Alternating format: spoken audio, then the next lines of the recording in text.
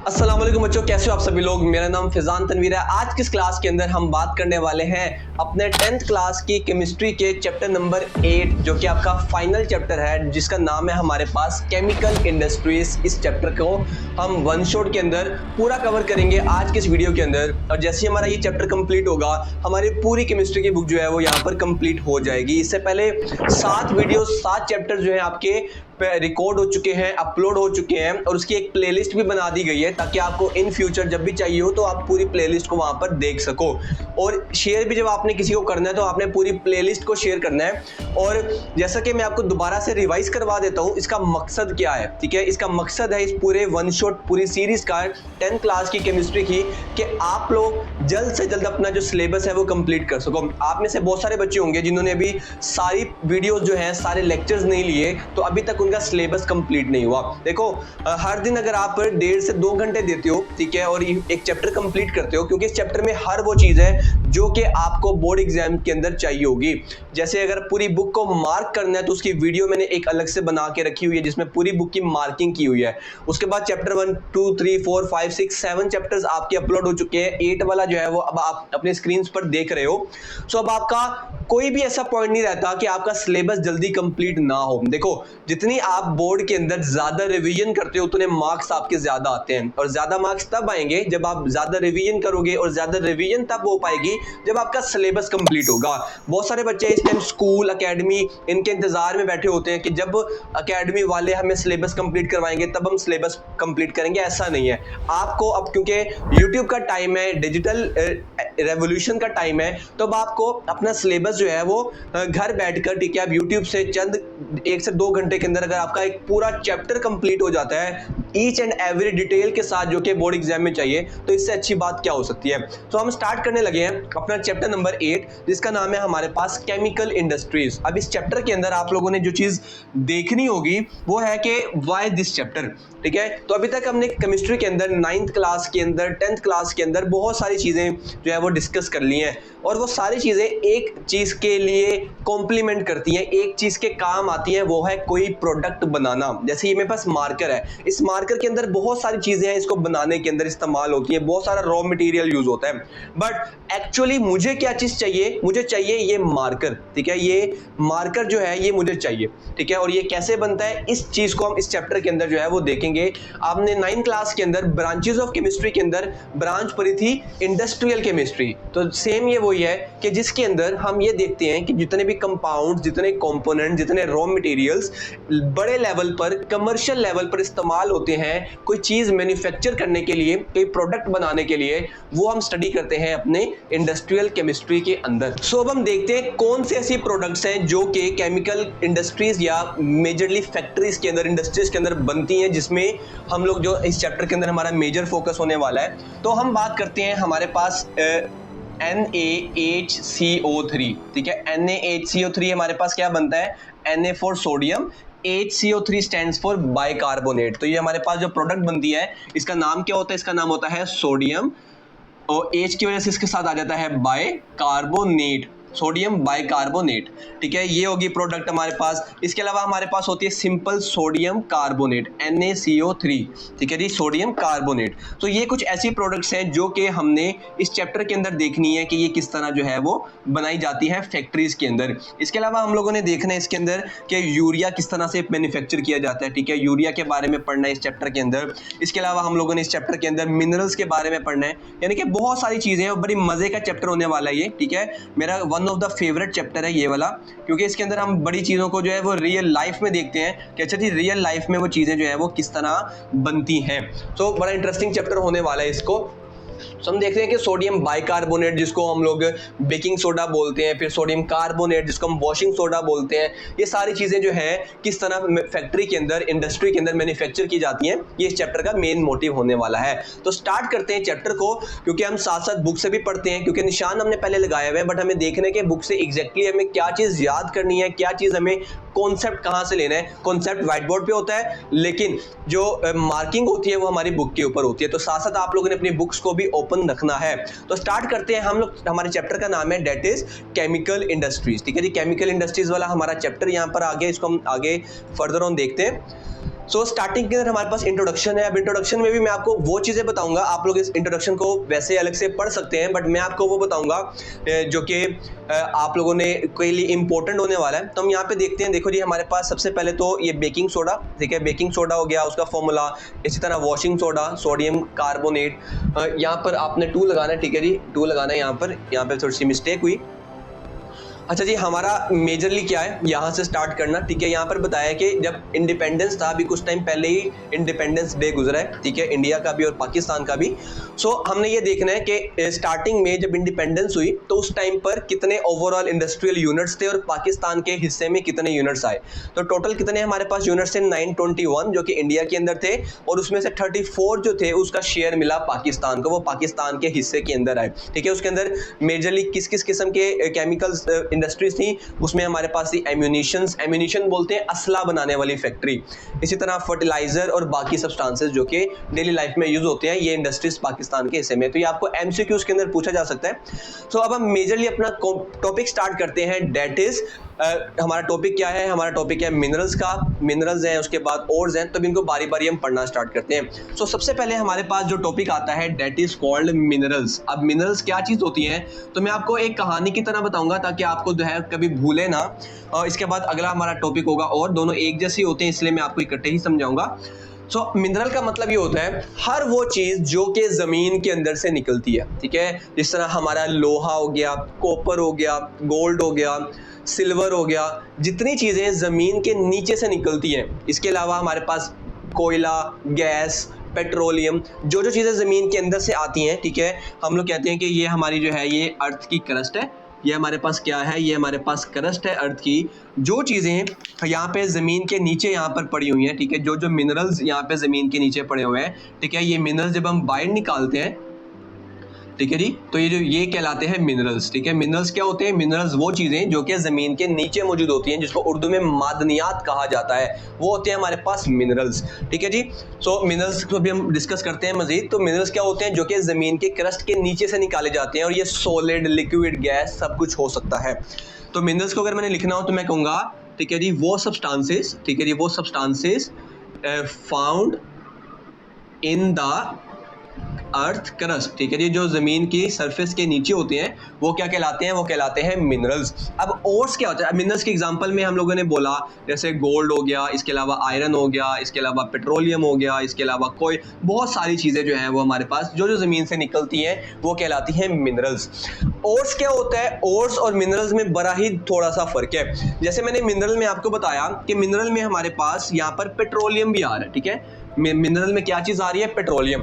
But और क्या होता है, और ऐसा मिनरल होता है जिसमें से कोई मेटल निकाला जाता है, ठीक है, मेटल एक्सट्रैक्ट जिस मिनरल में से किया जाता है वो कहलाते हैं और। लाइक आपका कॉपर हो गया, आपका सिल्वर हो गया, आपका गोल्ड हो गया, आपका आयरन हो गया, ये जिनमें से मेटल निकाला जाता है वो कहलाते हैं, वो वाले मिनरल्स कहलाते हैं और, ठीक है। बट पेट्रोलियम, नेचुरल गैस वो मिनरल्स होते हैं बट वो ओर्स नहीं होते। तो इससे हमें ये चीज़ पता चलती है कि सारे जो ओर्स होते हैं, ठीक है, ओर्स के एग्जांपल में हम अभी देखते हैं कौन से एग्जांपल्स हैं। इसका मतलब है सारे जो ओर्स हैं वो मिनरल्स होते हैं बट सारे मिनरल्स और नहीं होते, क्योंकि मिनरल में हमारे पास गोल्ड, आयरन तो आ गया जो कि और भी है, बट पेट्रोलियम जो है हमारे पास, नेचुरल गैस, मार्बल, जो मेटल्स नहीं है वो हमारे पास ओर्स नहीं होते, ठीक है। एग्जाम्पल करते हैं, हमारे पास एग्जाम्पल है कैल्कोपाइराइट की, ठीक है जी, कैल्कोपाइराइट। अब जो कैल्कोपाइराइट है हमारे पास, ये एक ऐसा हमारे पास मिनरल है, ठीक है, जिसका फॉर्मूला हमारे पास होता है CuFeS2, ठीक है। ये हमारे पास ऐसा मिनरल है जिसके अंदर से क्या चीज निकलती है, आप यहाँ से नोट कर सकते हैं। इसके अंदर हमारे पास कॉपर भी आ रहा है, इसमें हमारे पास आयरन भी आ रहा है। सो ये हमारे पास एक और है, क्योंकि इसमें से ये जमीन के अंदर मौजूद है और इसमें से मेटल्स निकाले जाते हैं, लाइक कॉपर हो गया, आयरन हो गया, ठीक है। तो ये हमारे पास जो है एग्जाम्पल है, और की मजीद भी एग्जाम्पल होती है, कॉपर ग्लैंस भी होती है, इसके अलावा और भी काफी एग्जाम्पल्स हैं। इसके बाद एक लास्ट कॉन्सेप्ट है, उसके बाद हम अपनी बुक के ऊपर जाते हैं, डेट इज कॉल्ड गैंग, ठीक है। अब गैंग क्या चीज होती है, गैंग स्टैंड्स फॉर, ये भी बड़ा इजी सा कॉन्सेप्ट है कि जितना भी हमारे पास हम कहते हैं अननेसेसरी, ठीक है जी, अननेसेसरी हमारे पास जितना भी चीजें जो है, अननेसेसरी सब्सटेंसेस जो हमारे जमीन के अंदर से निकलते हैं मिनरल्स के साथ, ठीक है, unnecessary substances found along with minerals, ठीक है जी, अलोंग विद ओर्स या ओर्स कह लो या मिनरल्स कह लो, ठीक है, वो क्या कहलाते हैं, वो कहलाते हैं हमारे पास गैंग। फॉर एग्जांपल मैं इसकी बड़ी अच्छी एग्जांपल देता हूं बच्चों को कि फॉर एग्जांपल जैसे आपका एक जूता होता है, जब जूता कीचड़ के अंदर फंस जाता है और जब आप उसको बाहर निकालते हो, ठीक है, अब वो जमीन फॉर एग्जांपल वो जमीन के अंदर चला गया है, तो जमीन के अंदर जब वो जाएगा तो उसके साथ कीचड़, डस्ट, मट्टी, मड, ये सब कुछ साथ लगकर आता है। तो जब हम उस जूते को बाहर निकालते तो आप सोचो वो जो जूता है वो आपका मिनरल है और उसके साथ जो अननेसेसरी सब्सटेंसेस हैं वो क्या कहलाएंगे, वो कहलाएंगे गैंग। ठीक है, और जब हम जूता बाहर निकाल लेते हैं तो हम सबसे पहला काम क्या करते हैं, सबसे पहला काम हम ये करते हैं कि हम उस कीचड़ को साफ करते हैं। तो सेम ऐसे ही जब हम, ठीक है, मैं कहता हूँ मेरे पास ये एक मिनरल है जो कि ज़मीन के अंदर मौजूद है, जब मैं इसको ज़मीन से बाहर लेकर जाऊंगा तो मैं सबसे पहला काम ये करूंगा कि इसके साथ जो मेरे पास गैंग पार्टिकल्स आए होंगे मैं उसको सेपरेट करूंगा। ठीक है, और फिर उसको बाद में हम इस्तेमाल करेंगे इसको, उसके बाद हम फैक्ट्री में लेकर जाएंगे, डिफरेंट प्रोसेसेस इसके अंदर आते हैं, वो सब कुछ हम जो है स्टडी करने लगे हैं। तो अब अपनी किताबों पर आते हैं। तो हमारे पास क्या है, the solid natural materials found beneath the earth surface which contain compounds of metals in combined state along with earthly impurities are called minerals. अब कह रहे हैं ऐसे सॉलिड मटेरियल्स जो कि जमीन की सरफेस के अंदर मौजूद होते हैं और जिसके अंदर क्या होते हैं, मेटल्स वगैरह होते हैं कंबाइंड स्टेट के अंदर। जैसे मैंने आपको यहाँ पर एग्जांपल दी थी कैल्कोपाइराइट की। अब ये एक कंबाइंड स्टेट है, इसमें कॉपर भी है, आयरन भी है, सल्फर भी है, तो एक कंबाइंड स्टेट होती है अलोंग विद अर्थली इंप्योरिटीज। अब ये अर्थली इंप्योरिटीज बेसिकली ये गैंग होती है, वो क्या कहलाते हैं, वो कहलाते हैं मिनरल्स। इसके बाद और क्या है, ऐसे minerals from which metals are extracted, जिसमें से मेटल बाहर निकाला जाए commercially at comparatively low cost with minimum efforts are called ores of the metal. ठीक है, ऐसे मिनरल्स, जिन मिनरल्स में से मेटल निकाला जाता है बड़े लेवल के ऊपर, कमर्शियल लेवल के ऊपर, वो कहलाते हैं हमारे पास ओर्स। एग्जांपल इसकी बड़ी इंपॉर्टेंट है। एग्जांपल क्या है, कॉपर के ओर्स कौन कौन से हैं, कॉपर ग्लैंस है जिसका फॉर्मूला क्या है Cu2S, और उसके बाद कैल्कोपाइराइट है हमारे पास CuFeS2। आगे मूव करते हैं। आगे हमारे पास जो है एक यहाँ पर इंटरेस्टिंग इन्फॉर्मेशन है, इसको आपने लाजमी से पढ़ना है। ठीक है, इस इंटरेस्टिंग इन्फॉर्मेशन को, अब इंटरेस्टिंग इन्फॉर्मेशन में बेसिकली बताया कि बहुत सारे जो लोग होते हैं इनके बाल किसी के ब्लैक होते हैं, किसी के ब्राउन, किसी के ब्लॉन्ड, किसी के रेड हेड होता है, तो उनमें अलग अलग मेटल्स होते हैं हमारे सर के अंदर, ठीक है, बालों के रूट्स में, जिनकी वजह से उनको वो कलर जो है वो मिलता है। तो आप लोगों ने खुद ही जो है इसको रीड कर लेना है। आगे हमारे पास है गैंग। गैंग बहुत ईजी है, the earthly and other impurities associated with minerals. ऐसी इंप्योरिटीज जो कि मिनरल्स के साथ निकल कर आती हैं वो कहलाती हैं हमारे पास गैंग। इसके बाद है मेटलर्जी। मेटलर्जी क्या है हमारे पास, the process of extraction of metal. ठीक है, मेटल को निकालना in a pure state on a large scale from its ore by physical और chemical mean is called metallurgy। जैसे मैंने आपको ये एग्जांपल दी थी कि मिनरल मेरे पास ज़मीन के अंदर मौजूद है, तो जब मैंने इसको बाहर निकालना है, उसके बाद इसमें से गैंग को साफ करना है, इसमें से मेटल निकालना है, उसको फिर रिफाइन करना है, ये सारा प्रोसेस मेरे पास कहलाता है मेटलर्जी का। ठीक है, आपको याद होगा, ये शायद आप उस टाइम तो बच्चे थे, ठीक है, एक डिस्कवरी चैनल के ऊपर एक टीवी शो आता होता था, that is called gold rush. उसमें क्या होता था, जमीन के अंदर से बड़ी बड़ी हैवी मशीनरी, हैवी क्रेन से जो था वो मिनरल्स बाहर निकाले जाते थे। ठीक है, गोल्ड बाहर निकाला जाता है, माइनिंग की जाती थी, तो वो सारा प्रोसेस कहलाता है मेटलर्जी का। ठीक है जी, अब मेटलर्जी का जो प्रोसेस है इसके अंदर मजीद हमारे पास काफ़ी ज़्यादा प्रोसेसेस आते हैं। सो मेटलर्जी हम लोगों ने अभी डिस्कस कर लिया। अब मेटलर्जी के अंदर प्रोसेस कौन कौन से आते हैं, तो हम अगर प्रोसेस की बात करते हैं तो प्रोसेस हमारे पास होते हैं इसके अंदर 3। ठीक है जी, आपको तीनों के नाम फर्स्ट ऑफ ऑल पता होने चाहिए। उसमें हमारे पास सबसे पहला कौन सा है, पहला है कंसेंट्रेशन। ठीक है जी, कंसेंट्रेशन अभी हम बारी बारी सबको पढ़ते हैं। उसके बाद नंबर 2 पर है एक्सट्रैक्शन, एक्सट्रैक्शन ऑफ मेटल, और थर्ड नंबर पर हमारे पास जो है वो है हमारे पास रिफाइनिंग। ठीक है जी, मैं आपको जल्दी से सबका ओवरव्यू देता हूँ। कंसंट्रेशन का मतलब क्या होता है, कंसंट्रेशन का मतलब होता है, जैसे मैंने भी आपको बताया था कि मेटल हमने बाहर निकाला, इसमें से गैंग को साफ करना, वो क्या कहलाता है, कंसंट्रेशन। एक्सट्रैक्शन का मतलब है अब हमारे पास वो साफ हो चुका है, अब उस ओर के अंदर से अपना मेटल बाहर निकालना, वो कहलाता है एक्सट्रैक्शन, और उस मेटल को बाद में रिफाइन करना क्या कहलाता है, रिफाइनिंग। ठीक है जी, तो हम अपने बारी बारी सब प्रोसेसेस को पढ़ेंगे क्योंकि ये तीनों हमारे पास बड़े इंपॉर्टेंट टॉपिक्स हैं इस चैप्टर के। अब हम इनको बारी बारी देखते हैं। तो जब स्टार्ट करने लगे अपना next topic, that is called concentration of ores. अब कंसंट्रेशन का मतलब क्या होता है, जैसे मैंने भी आपको बताया कि हम लोगों ने क्या करना है, रिमूव करने हैं, ठीक है जी। कंसंट्रेशन क्या होता है, रिमूवल ऑफ गैंग पार्टिकल्स, ठीक है जी, removal of gangue from ores, वो क्या कहलाता है, वो कहलाता है हमारे पास कंसंट्रेशन। यानी कि अपने मेटल के अंदर से जो ओर है हमारा, जो हमारा अभी जमीन से निकला है, उसके अंदर से जो आसपास इम्प्योरिटीज हैं उसको रिमूव करना, उसको क्लीन करना, वो कहलाता है हमारे पास कंसंट्रेशन। और जो प्रोडक्ट हमारे पास साफ होकर निकलती है वो कहलाती है हमारे पास कंसंट्रेट, ठीक है। वो प्रोडक्ट क्या कहलाती है हमारे पास, कंसंट्रेट। इसके बाद हमारे पास जो है इसकी टाइप्स आती हैं, ठीक है, टाइप्स ऑफ या टाइप्स कह लो या प्रोसेसेस कह लो, तो मैंने आपके सामने 3 लिख दिए हैं, ठीक है। फर्स्ट है हमारे पास ग्रेविटी सेपरेशन, दूसरा है फ्रोथ फ्लोटेशन प्रोसेस और थर्ड है इलेक्ट्रोमैग्नेटिक सेपरेशन। अब ग्रेविटी सेपरेशन बहुत इजी है, ठीक है। ग्रेविटी सेपरेशन में क्या होता है, इसमें हम करते हैं सेपरेट करते हैं चीजों को based on the density, based on the density of substances, ठीक है जी। डेंसिटी किस किस की डेंसिटी, हमारे पास गैंग की डेंसिटी और एंड जो हमारा ओर है या मेटल है उसकी डेंसिटी। किस तरह, जैसे आपको अगर आपके घर में या आपने कभी देखा हो कि अगर गंदम साफ की जाए तो हम उसको पानी में डाल देते हैं, गंदम को, जो सारी गंदम होती है वो नीचे बैठ जाती है और जितना भी उसके डस्ट पार्टिकल्स मड वगैरह होती है वो सारी पानी के ऊपर आ जाती है। तो दोनों के दरमियान क्या हो जाता है, डेंसिटी का फर्क आ जाता है, जिसकी वजह से हम ऊपर से सारे जो इम्प्योरिटी है उसको साइड पर कर लेते हैं,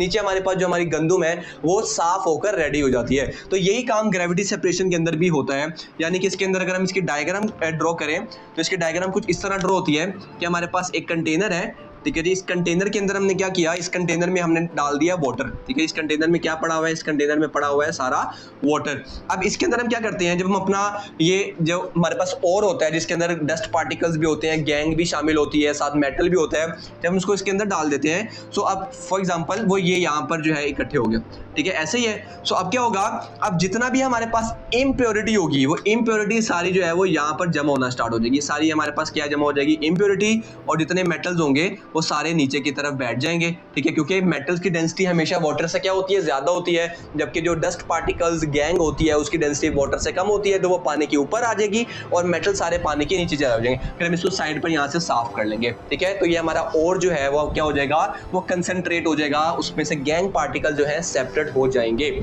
इसके बाद हमारे पास नेक्स्ट है that is froth flotation process, ठीक है। इसके अंदर हम क्या करते हैं, ये बेसिकली होता है हमारे पास बेस्ड ऑन वेटिंग कैरेक्टरिस्टिक्स, ठीक है जी। वेटिंग कैरेक्टरिस्टिक, किस किस की वेटिंग कैरेक्टरिस्टिक्स, हमारे पास वेटिंग का मतलब क्या होता है, गीला करना, वेटिंग कैरेक्टरिस्टिक ऑफ, इसमें हम क्या करते हैं, इसमें हम गैंग को ऑयल के साथ, सॉरी गैंग को वाटर के साथ, gang with water and metals जो होते हैं हमारे यहाँ, और जो होता है और को करते हैं विद ऑयल, ठीक है। अब हम जानते हैं कि जो ऑयल होता है, ऑयल की डेंसिटी वाटर से कम होती है। तो जो हमारे पास फ्रोथ फ्लोटेशन प्रोसेस होता है, इसके अंदर क्या होता है बेसिकली, इसके अंदर हम लोग क्या करते हैं, सेम वही काम कि इसके अंदर हम एक कंटेनर लेते हैं और उसके अंदर हम लोग क्या डालते हैं, इसके अंदर हम डालते हैं ऑयल, ठीक है। जो हमारा मेटल होता है, मेटल को अच्छी तरह ऑयल से कवर कर दिया जाता है, ठीक है। ऑयल से क्या होता है, अब उसके जब ऑयल के अंदर मेटल चला जाता है या मेटल के अंदर ऑयल आ जाता है तो जो है वो ऑयल ऊपर आ जाता है सरफेस के ऊपर, ठीक है। ये हमारा क्या बन जाता है, ये हमारा जो है वो फ्रोथ बन जाता है। फ्रोथ का मतलब होता है बबल्स, बुलबुले, वो आ जाते हैं। जबकि जो हमारे गैंग पार्टिकल्स होते हैं, गैंग पार्टिकल्स हमारे सारे जो है यहाँ पर नीचे बैठ जाते हैं, ठीक है। ये हमारे सारे क्या आ जाते हैं, ये हमारे आ जाते हैं गैंग, क्योंकि ऑयल जो होता है वो पानी की उससे डेंसिटी क्या होती है, वो ऑयल की डेंसिटी कम होती है वाटर से, जिसकी वजह से जो मेटल्स होते हैं हमारे वो सारे फ्रोथ्स बन के ऊपर फ्लोट करना शुरू कर देते हैं। और इसके अंदर हम लोग जो है क्योंकि हाई प्रेशर जो है वो भी ऐड करते हैं, ठीक है। एयर यहाँ से जो है हाई प्रेशर की ऐड की जाती है।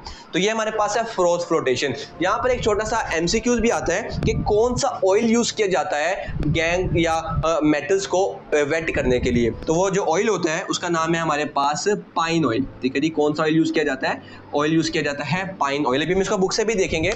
नेक्स्ट हमारे पास last electromagnetic separation. Electromagnetic separation क्या होता है बेसिकली, इलेक्ट्रोमैग्नेट क्या होता है कि जब हम इलेक्ट्रिसिटी दें तो वो मैग्नेट की तरह बिहेव करे, जैसे इलेक्ट्रिसिटी खत्म कर दे वो दोबारा से नॉर्मल बन जाए। तो इसके अंदर हमारे पास क्या होता है, इसके अंदर हम यूज करते हैं इलेक्ट्रोमैग्नेट, ठीक है। इसके अंदर हम क्या यूज करते हैं, क्योंकि हम जानते हैं जो मेटल्स होते हैं वो मैग्नेट के साथ अट्रैक्ट हो जाते हैं, जबकि जो गैंग होती है वो मेटल के साथ अट्रैक्ट नहीं होता। तो हम इसी चीज को यूज करते हैं, हम यूज करते हैं इलेक्ट्रिसिटी यूज करते हैं फॉर इलेक्ट्रोमैग्नेट, ठीक है जी। इलेक्ट्रोमैग्नेट के लिए हम क्या यूज करते हैं, इलेक्ट्रिसिटी यूज करते हैं। और बिकॉज मेटल जो होते हैं are attracted by metals are attracted by magnets, and जो हमारे नॉन मेटल्स होते हैं यानी कि गैंग पार्टिकल्स हो गए, ठीक है जी, वो क्या हो जाते हैं, आर नॉट अट्रैक्टेड।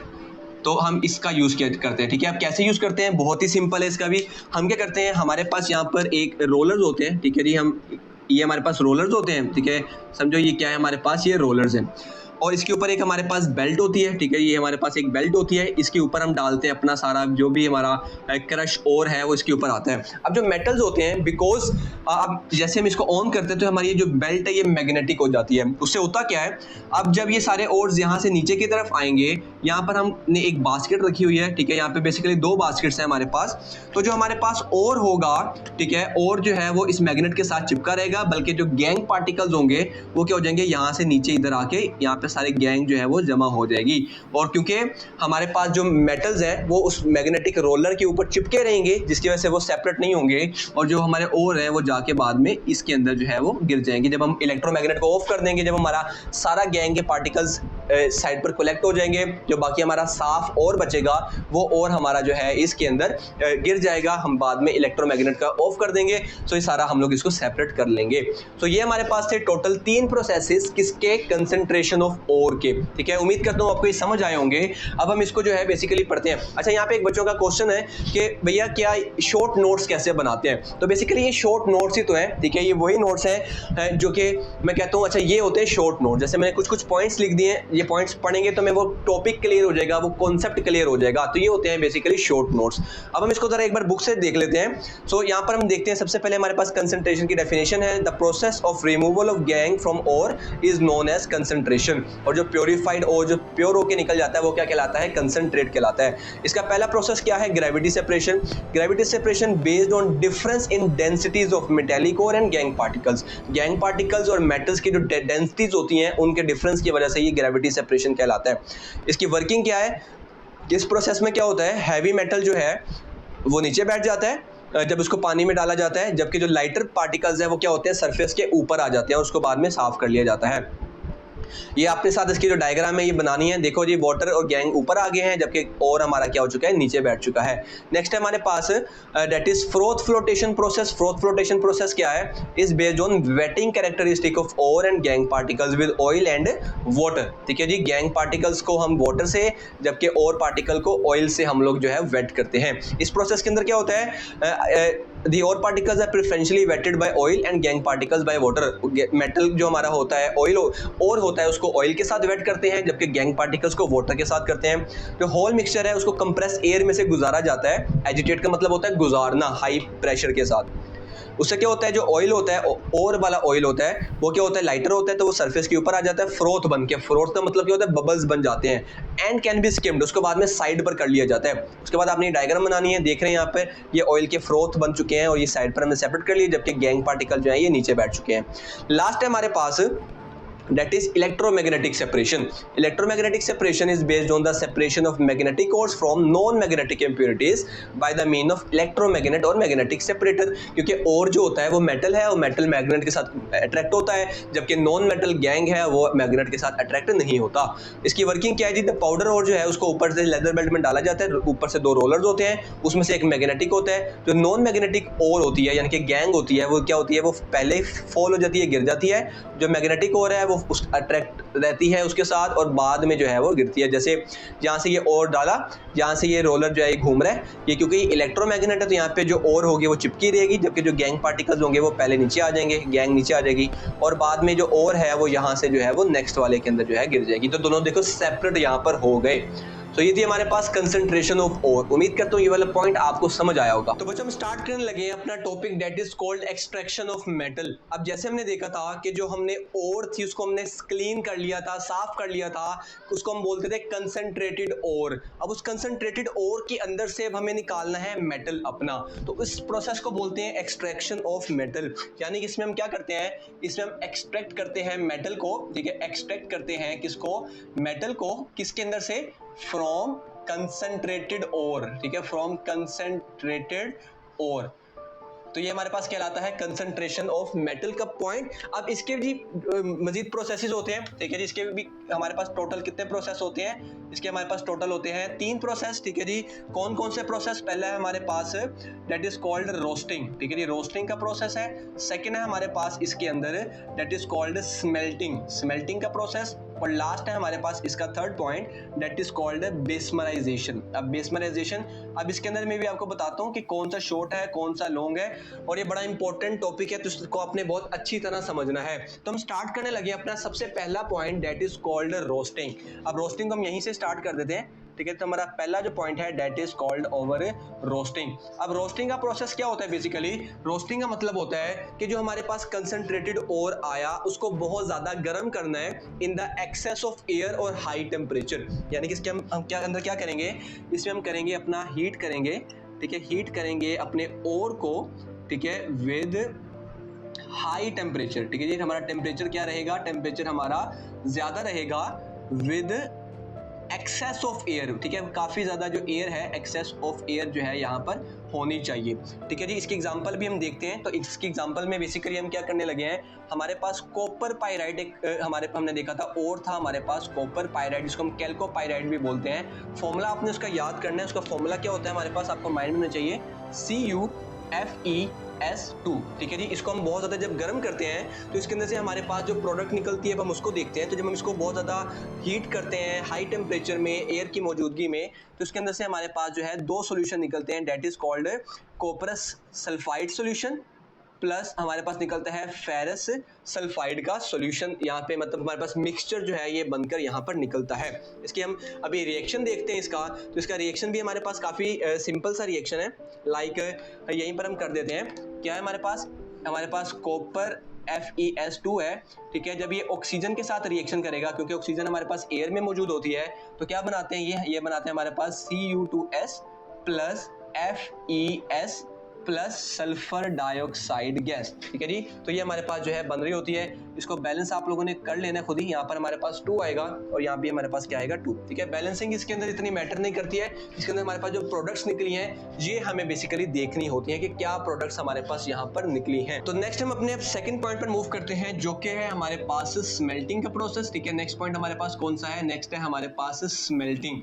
अब स्मेल्टिंग का प्रोसेस क्या होता है बेसिकली, ठीक है। स्मेल्टिंग के अंदर हम क्या करते हैं, यहाँ से हमारे पास जो ये प्रोडक्ट निकली है इसको हमने दोबारा से क्या करना है, फर्दर हीट अप करना है। क्या करना है, इसको हमने अगेन क्या करना है, फर्दर हीट करना है अपने इसको, ठीक है। जो हमारे पास रोस्टेड ओर को हम यहाँ पे लिख देते हैं, किसको हीट करना है, हमने रोस्टेड ओर को मजीद हीट करना है विद सैंड, ठीक है। किसके साथ ऐड करना है? सैंड फ्लक्स के साथ, ठीक है। हम और किसके साथ? एक्सेस ऑफ एयर, ठीक है जी। इसके अंदर भी क्या होनी चाहिए? एक्सेस ऑफ एयर होनी चाहिए। और इसके अंदर हम यूज करते हैं क्योंकि ये बहुत ज्यादा एक्सोथर्मिक रिएक्शन होता है। क्या होता है जी? एक्सोथर्मिक रिएक्शन, क्योंकि बहुत ज्यादा हीट कर रहे हैं तो ज्यादा हीट जनरेट करने के लिए हम यूज करते हैं किसको? एक्सोथर्मिक रिएक्शन होता है ये, इसको हम यूज करते हैं कोक को, ठीक है। Coke to produce more heat, क्योंकि हम बहुत ज्यादा हीट तो इसको दे चुके हैं ना यहाँ पर रोस्ट करने के लिए, तो अब इसको और हीट देनी है तो हम क्या करते हैं? To produce more heat. लेकिन हम इसको कोक को काफी कम अमाउंट में जो है वो यूज करते हैं स्मेल्टिंग के अंदर। तो इसके अंदर हमारे पास जो है वो प्रोसेस इसके अंदर भी कौन कौन से होते हैं? तो सबसे पहले हमारे पास एक रिएक्शन यहाँ पर होता है that is the ferrous sulphide reaction, ठीक है जी। जो यहाँ से हमारे पास फेरस सल्फाइड निकला, ठीक है जी, वो यहाँ पर अब रिएक्शन करेगा और ये बड़ा इजी रिएक्शन होते हैं और ये रिएक्शन आगे जाकर हमारे बेसमराइजेशन में भी सेम होने वाले हैं। तो जो हमारे पास ये फेरस सल्फाइड होता है, फेरस सल्फाइड FeS, ये जो है ये रिएक्शन करता है हमारे पास, क्योंकि हमने बात की कि एक्सेस ऑफ एयर के अंदर ये रिएक्शन होगा। तो एक्सेस ऑफ एयर के अंदर जो है यानी कि ये ऑक्सीजन के साथ रिएक्शन कर क्या बनाता है? ये बनाता है फेरस ऑक्साइड, ठीक है। फेरस सल्फाइड क्या बनाता है? फेरस ऑक्साइड बनाता है, साथ बनाता है सल्फर डाइऑक्साइड गैस, जो कि गैस बनकर उड़ जाती है। ये जो फेरस ऑक्साइड है हमारे पास, क्योंकि हमने देखा था कि ये सैंड के साथ रिएक्शन करता है, तो सैंड का फॉर्मूला क्या होता है? SiO2। ये यहाँ से किसके साथ रिएक्शन करके ये बना देते हैं FeSiO3। तो ये FeSiO3 ये हमारे पास क्या कहलाता है? ये हमारे पास कहलाता है स्लैग, ठीक है। स्लैग बोल दो या आयरन सिलिकेट स्लैग, ये इसका नाम है, बुक में लिखा हुआ है, हम देखेंगे। और इसके अंदर इसकी अगर हम बैलेंस की बात करते हैं तो यहाँ पर हमारे पास 2 आएगा, यहाँ पर हमारे पास 3 आएगा, यहाँ भी हमारे पास क्या आएगा? 2, और यहाँ भी हमारे पास यहाँ पर क्या आना है? 2। तो ये हमारे जो है वो इक्वेशन हमारी यहाँ पर क्या हो चुकी है? बैलेंस हो चुकी है। इसके बाद जो नेक्स्ट रिएक्शन है हमारे, अच्छा ये जो स्लैग होता है ये काफ़ी ज़्यादा लाइट वेट होता है, तो इसको ये अपर होल से इसको निकाल दिया जाता है बाहर की तरफ। इसके बाद हमारे पास जो नेक्स्ट है डेट इज द, अगला हमारे पास, ये तो हमारे पास यहाँ पे डन हो चुके हैं, अगला है कॉपरस सल्फाइड वाला। तो यहाँ पे हम लिखेंगे जी कॉपरस सल्फाइड, ठीक है जी, कॉपरस सल्फाइड का रिएक्शन। अब जो कॉपरस सल्फाइड है वो क्या होगा हमारे पास, अब हम उसको देखने वाले हैं। तो ये हमारे पास था कॉपरस सल्फाइड का रिएक्शन। तो इसके अंदर क्या होता है हमारे पास, अगेन यहाँ पे हमारे पास जो कॉपरस सल्फाइड है Cu2S, अगेन ये भी वॉट एयर के साथ रिएक्शन करेगा, यानी कि ऑक्सीजन के साथ क्या बनाएगा, ये कॉपरस ऑक्साइड बनाएगा। देखो दोनों सेम ही रिएक्शन चल रहे हैं, यहाँ पे आयरन था, यहाँ पर हमारे पास क्या है, कॉपर है, साथ क्या बनाएगा, SO2। उसके बाद ये जो कॉपर ऑक्साइड है हमारे पास, ये क्या करेगा, जो यहाँ पे ये अनरिएक्टेड फेरस सल्फाइड है इसके साथ रिएक्शन करेगा, ठीक है, इसके साथ रिएक्शन करके क्या बनाएगा, Cu, ठीक है जी, क्या बना देगा, Cu2S प्लस FeO, यानी कि कॉपर सल्फर के साथ और ऑक्सीजन जो है वो आयरन के साथ रिएक्शन कर हमारे पास ये प्रोडक्ट बना देगा। अगर हम इसकी बैलेंसिंग की बात करते हैं तो इसकी बैलेंसिंग हमारे पास सिंपल है। अच्छा यहाँ पे जो हमारे पास 2 आने हैं, तो यहाँ पे हमारे पास 2 लग जाएगा, ठीक है जी, यहाँ भी 2 और यहाँ पर क्या आ जाएगा हमारे पास 3 और यहाँ पे हम यहाँ पे 2 लगा देंगे। अगेन मैंने बोला बैलेंसिंग करना इतना इंपॉर्टेंट नहीं है, वो आप वैसे ही जब आप रिएक्शन को बार बार लिखोगे आपको वैसे ही याद हो जाएगा।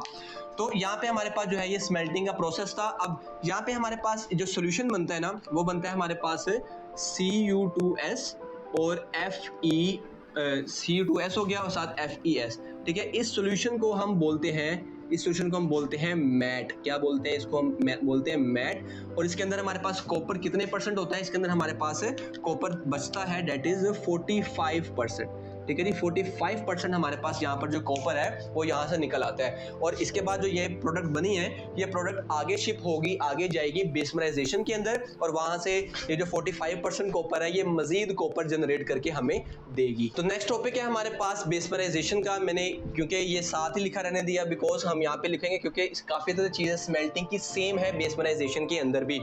सो अब जो बेसमराइजेशन है ये क्या होता है, यहाँ से जो हमारे पास ये मैट निकला है मोल्टन फॉर्म के अंदर, ये मैट यहाँ पर क्या होता है, अगेन हीट होता है, ठीक है। ये भी क्या होता है, फर्दर हीट होता है, फर्दर हीट होती है किसकी, further heating of molten matte, further heating होती है मोल्टन मैट की, किसके अंदर, इन बेसमर कन्वर्टर, ठीक है। ये समझो कि उसका नाम है उस डिवाइस का जिसके अंदर इसको यूज किया जाता है, उसको बोलते हैं बेसमर कन्वर्टर।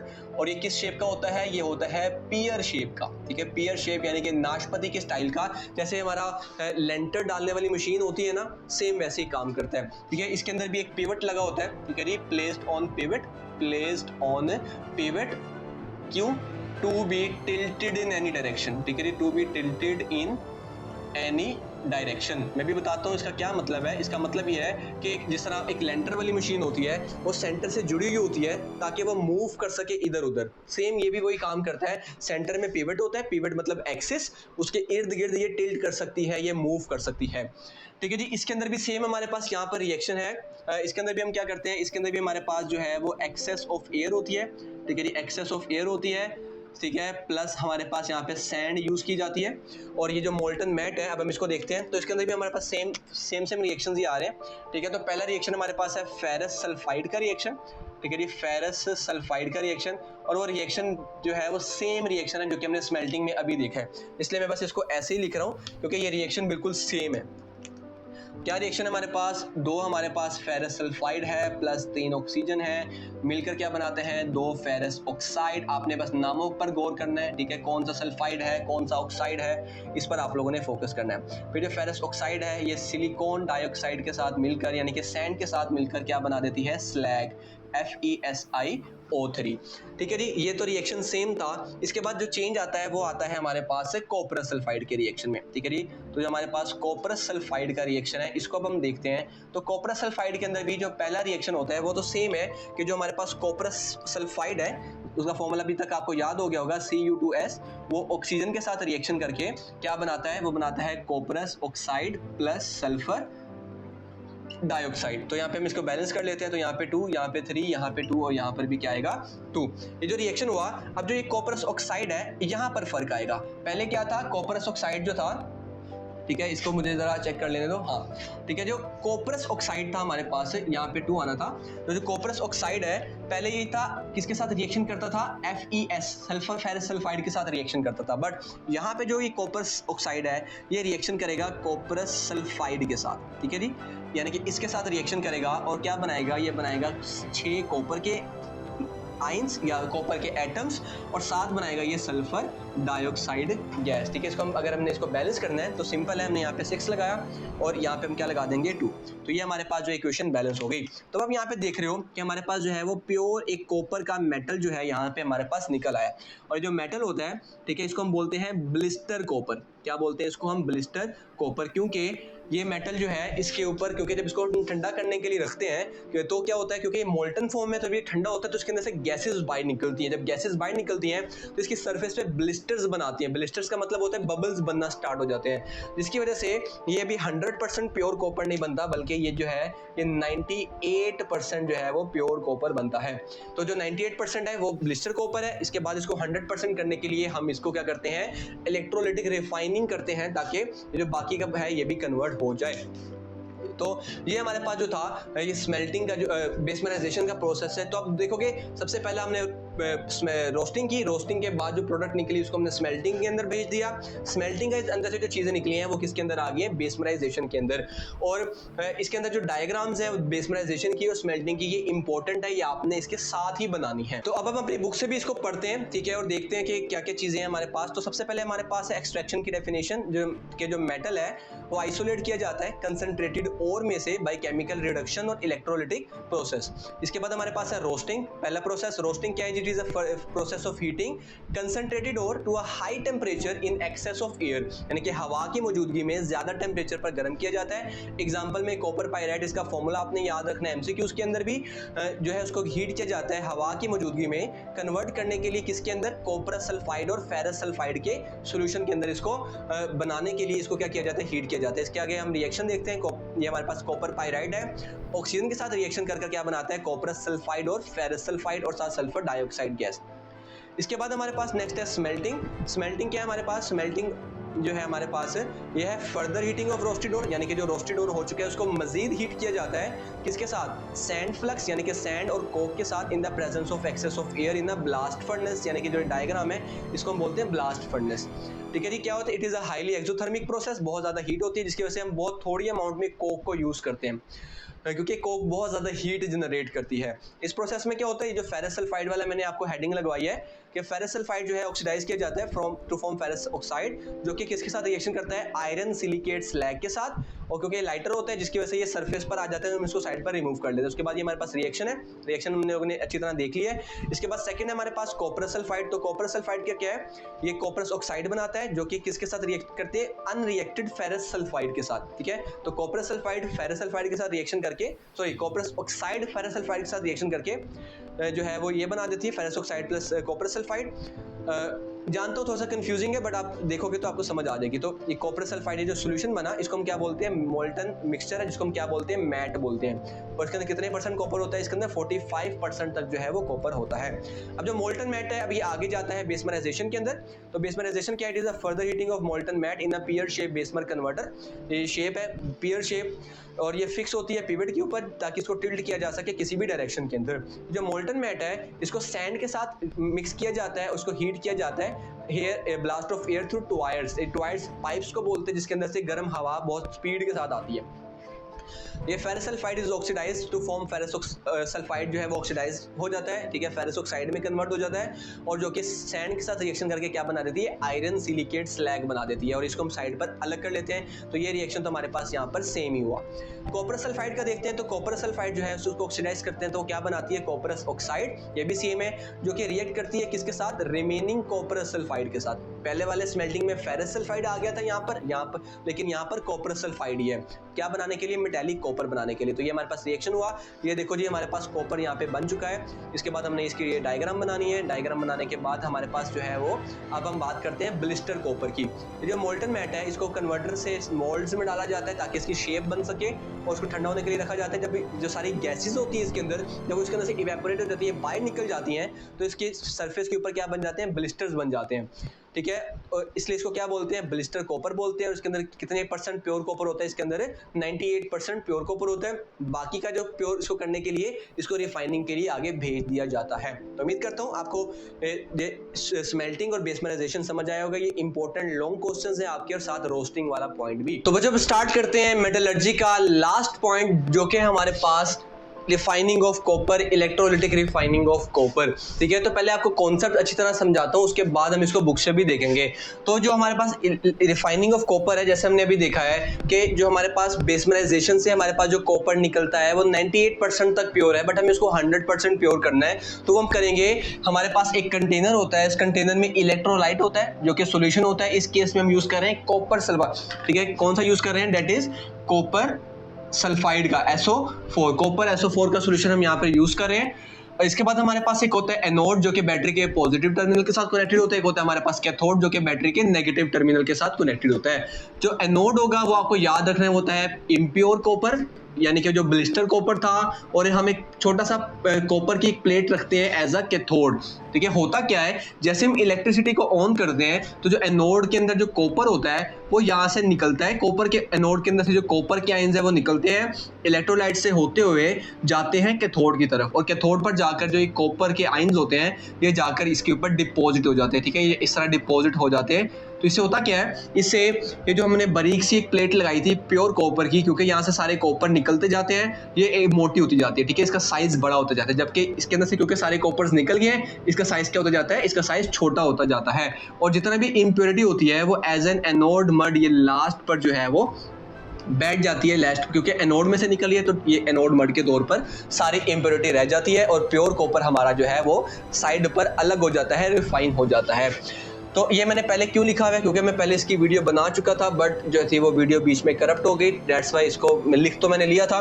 तो हम यहीं से आपको बताता हूँ। तो क्या है जी, कैसे करते हैं इसको, कंडक्ट करते हैं इलेक्ट्रोलिटिक रिफाइनिंग प्रोसेस के जरिए। हम यानी कि रिफाइनिंग कैसे करते हैं, इलेक्ट्रोलिटिक इलेक्ट्रोलिसिस के प्रोसेस के जरिए। इसमें जो हमारे पास एनोड होता है वो इम्प्योर मेटल का होता है, जो कैथोड होता है हमारे पास वो प्योर मेटल का होता है, और इसके अंदर कॉपर होते हैं वो डिस्चार्ज हो जाते हैं, यानी कि एनोड से निकलकर कॉपर डिस्चार्ज हो जाते हैं कैथोड पर। डिस्चार्ज का मतलब है वो चार्ज उनका वहां से खत्म हो जाता है और वो कॉपर के एटम्स बनकर यहाँ पर डिपॉजिट हो जाते हैं, और लास्ट पे जो इम्प्योरिटी होती है वो एज एन एनोड मड जो है वो यहाँ पर बैठ जाती है। अब हम इसको जो है अपनी बुक से भी देखते हैं। तो हमारे पास है इलेक्ट्रोलिटिक रिफाइनिंग। रिफाइनिंग जो है इम्प्योर मेटल की वो किस मेथड के जरिए की जाती है, इलेक्ट्रोलिसिस के मेथड के जरिए की जाती है। और for example electrolytic refining of copper is carried out in an electrolytic tank having copper sulphate solution, यानी कि इसके अंदर जो है वो हम इलेक्ट्रोलिटिक टैंक यूज करते हैं जिसके अंदर हमारे पास है कॉपर सल्फेट का सॉल्यूशन होता है। ये आपको याद रखना है कि इलेक्ट्रोलाइट कौन सा यूज कर रहे हैं, कॉपर सल्फेट का यूज कर रहे हैं।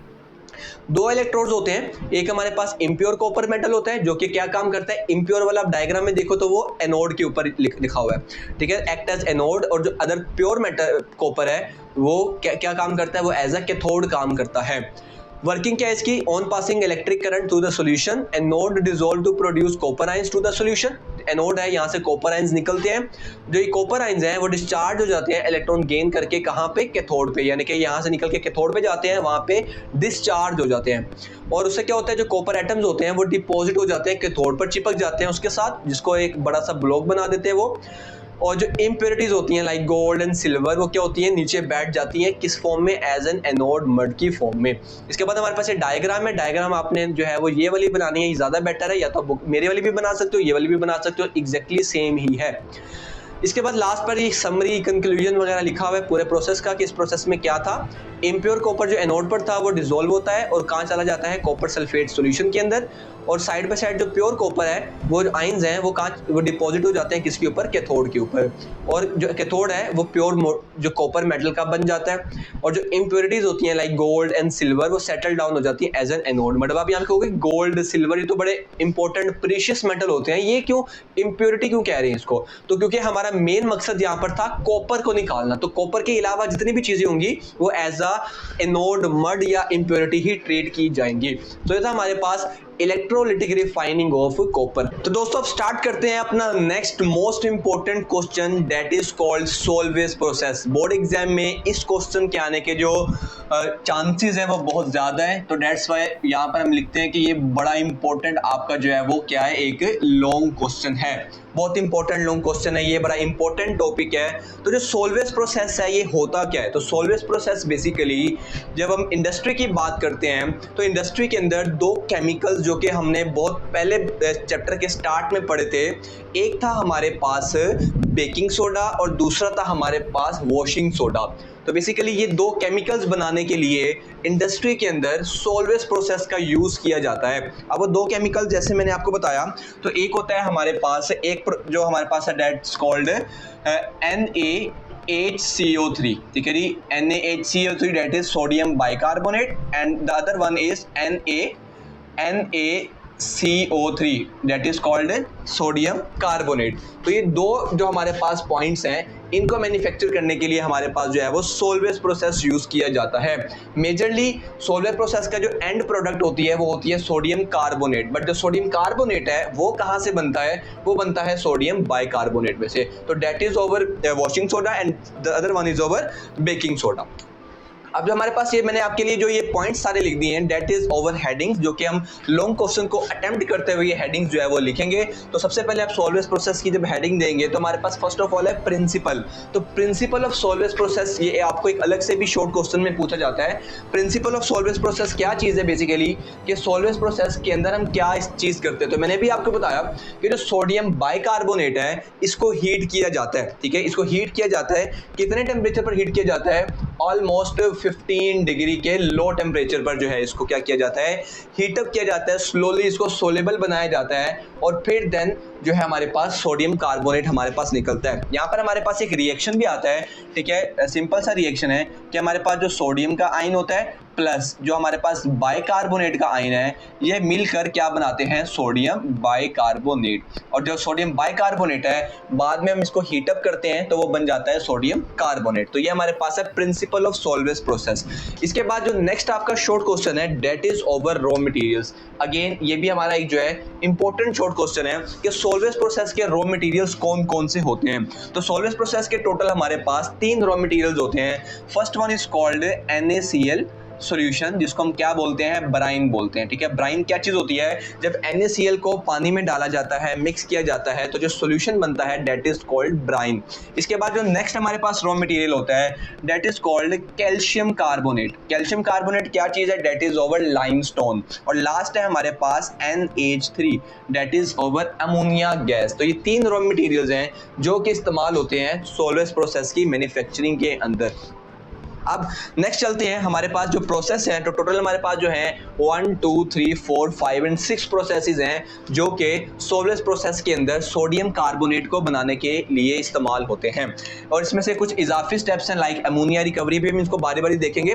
तो जो हमारे पास सबसे पहला प्रोसेस आता है that is preparation of ammoniacal brine, ठीक है जी, नाम से जाहिर हो रहा है अमोनिकल ब्राइन, यानी कि इसमें अमोनिया और ब्राइन इनको मिलाकर इनका जो सोल्यूशन बनेगा वो यहाँ पर क्या होता है? प्रिपेयर किया जाता है।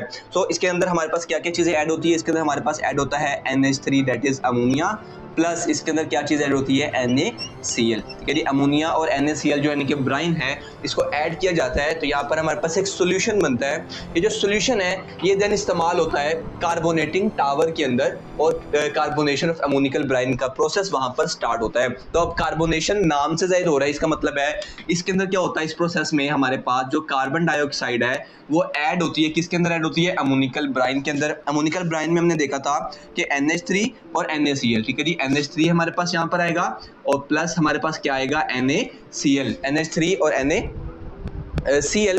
अच्छा, NaCl को अभी हम अगर नहीं भी लिखते तो क्योंकि अभी हम जो है वो अमोनिकल सॉल्यूशन बना रहे हैं तो यहाँ पे हम क्या ऐड करेंगे? H2O। इससे हमारे पास क्या प्रोडक्ट बनेगी? इसके अंदर हमारे पास प्रोडक्ट बनेगी दैट इज NH4HCO3।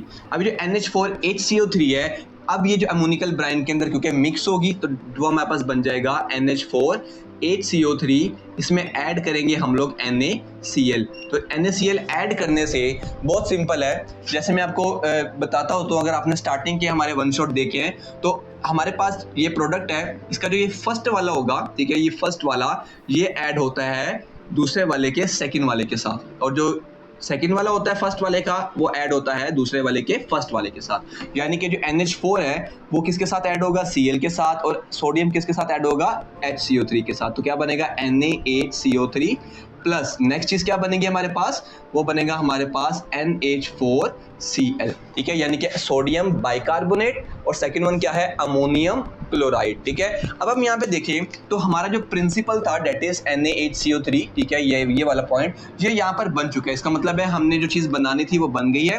अब नेक्स्ट जो सोडियम कार्बोनेट हमें बनाना है वो यहीं से बन जाएगा। बट आपके माइंड में होगा कि सर फिर ये इसका क्या फायदा, क्या ये जाया हो गया, क्या ये वेस्ट हो गया?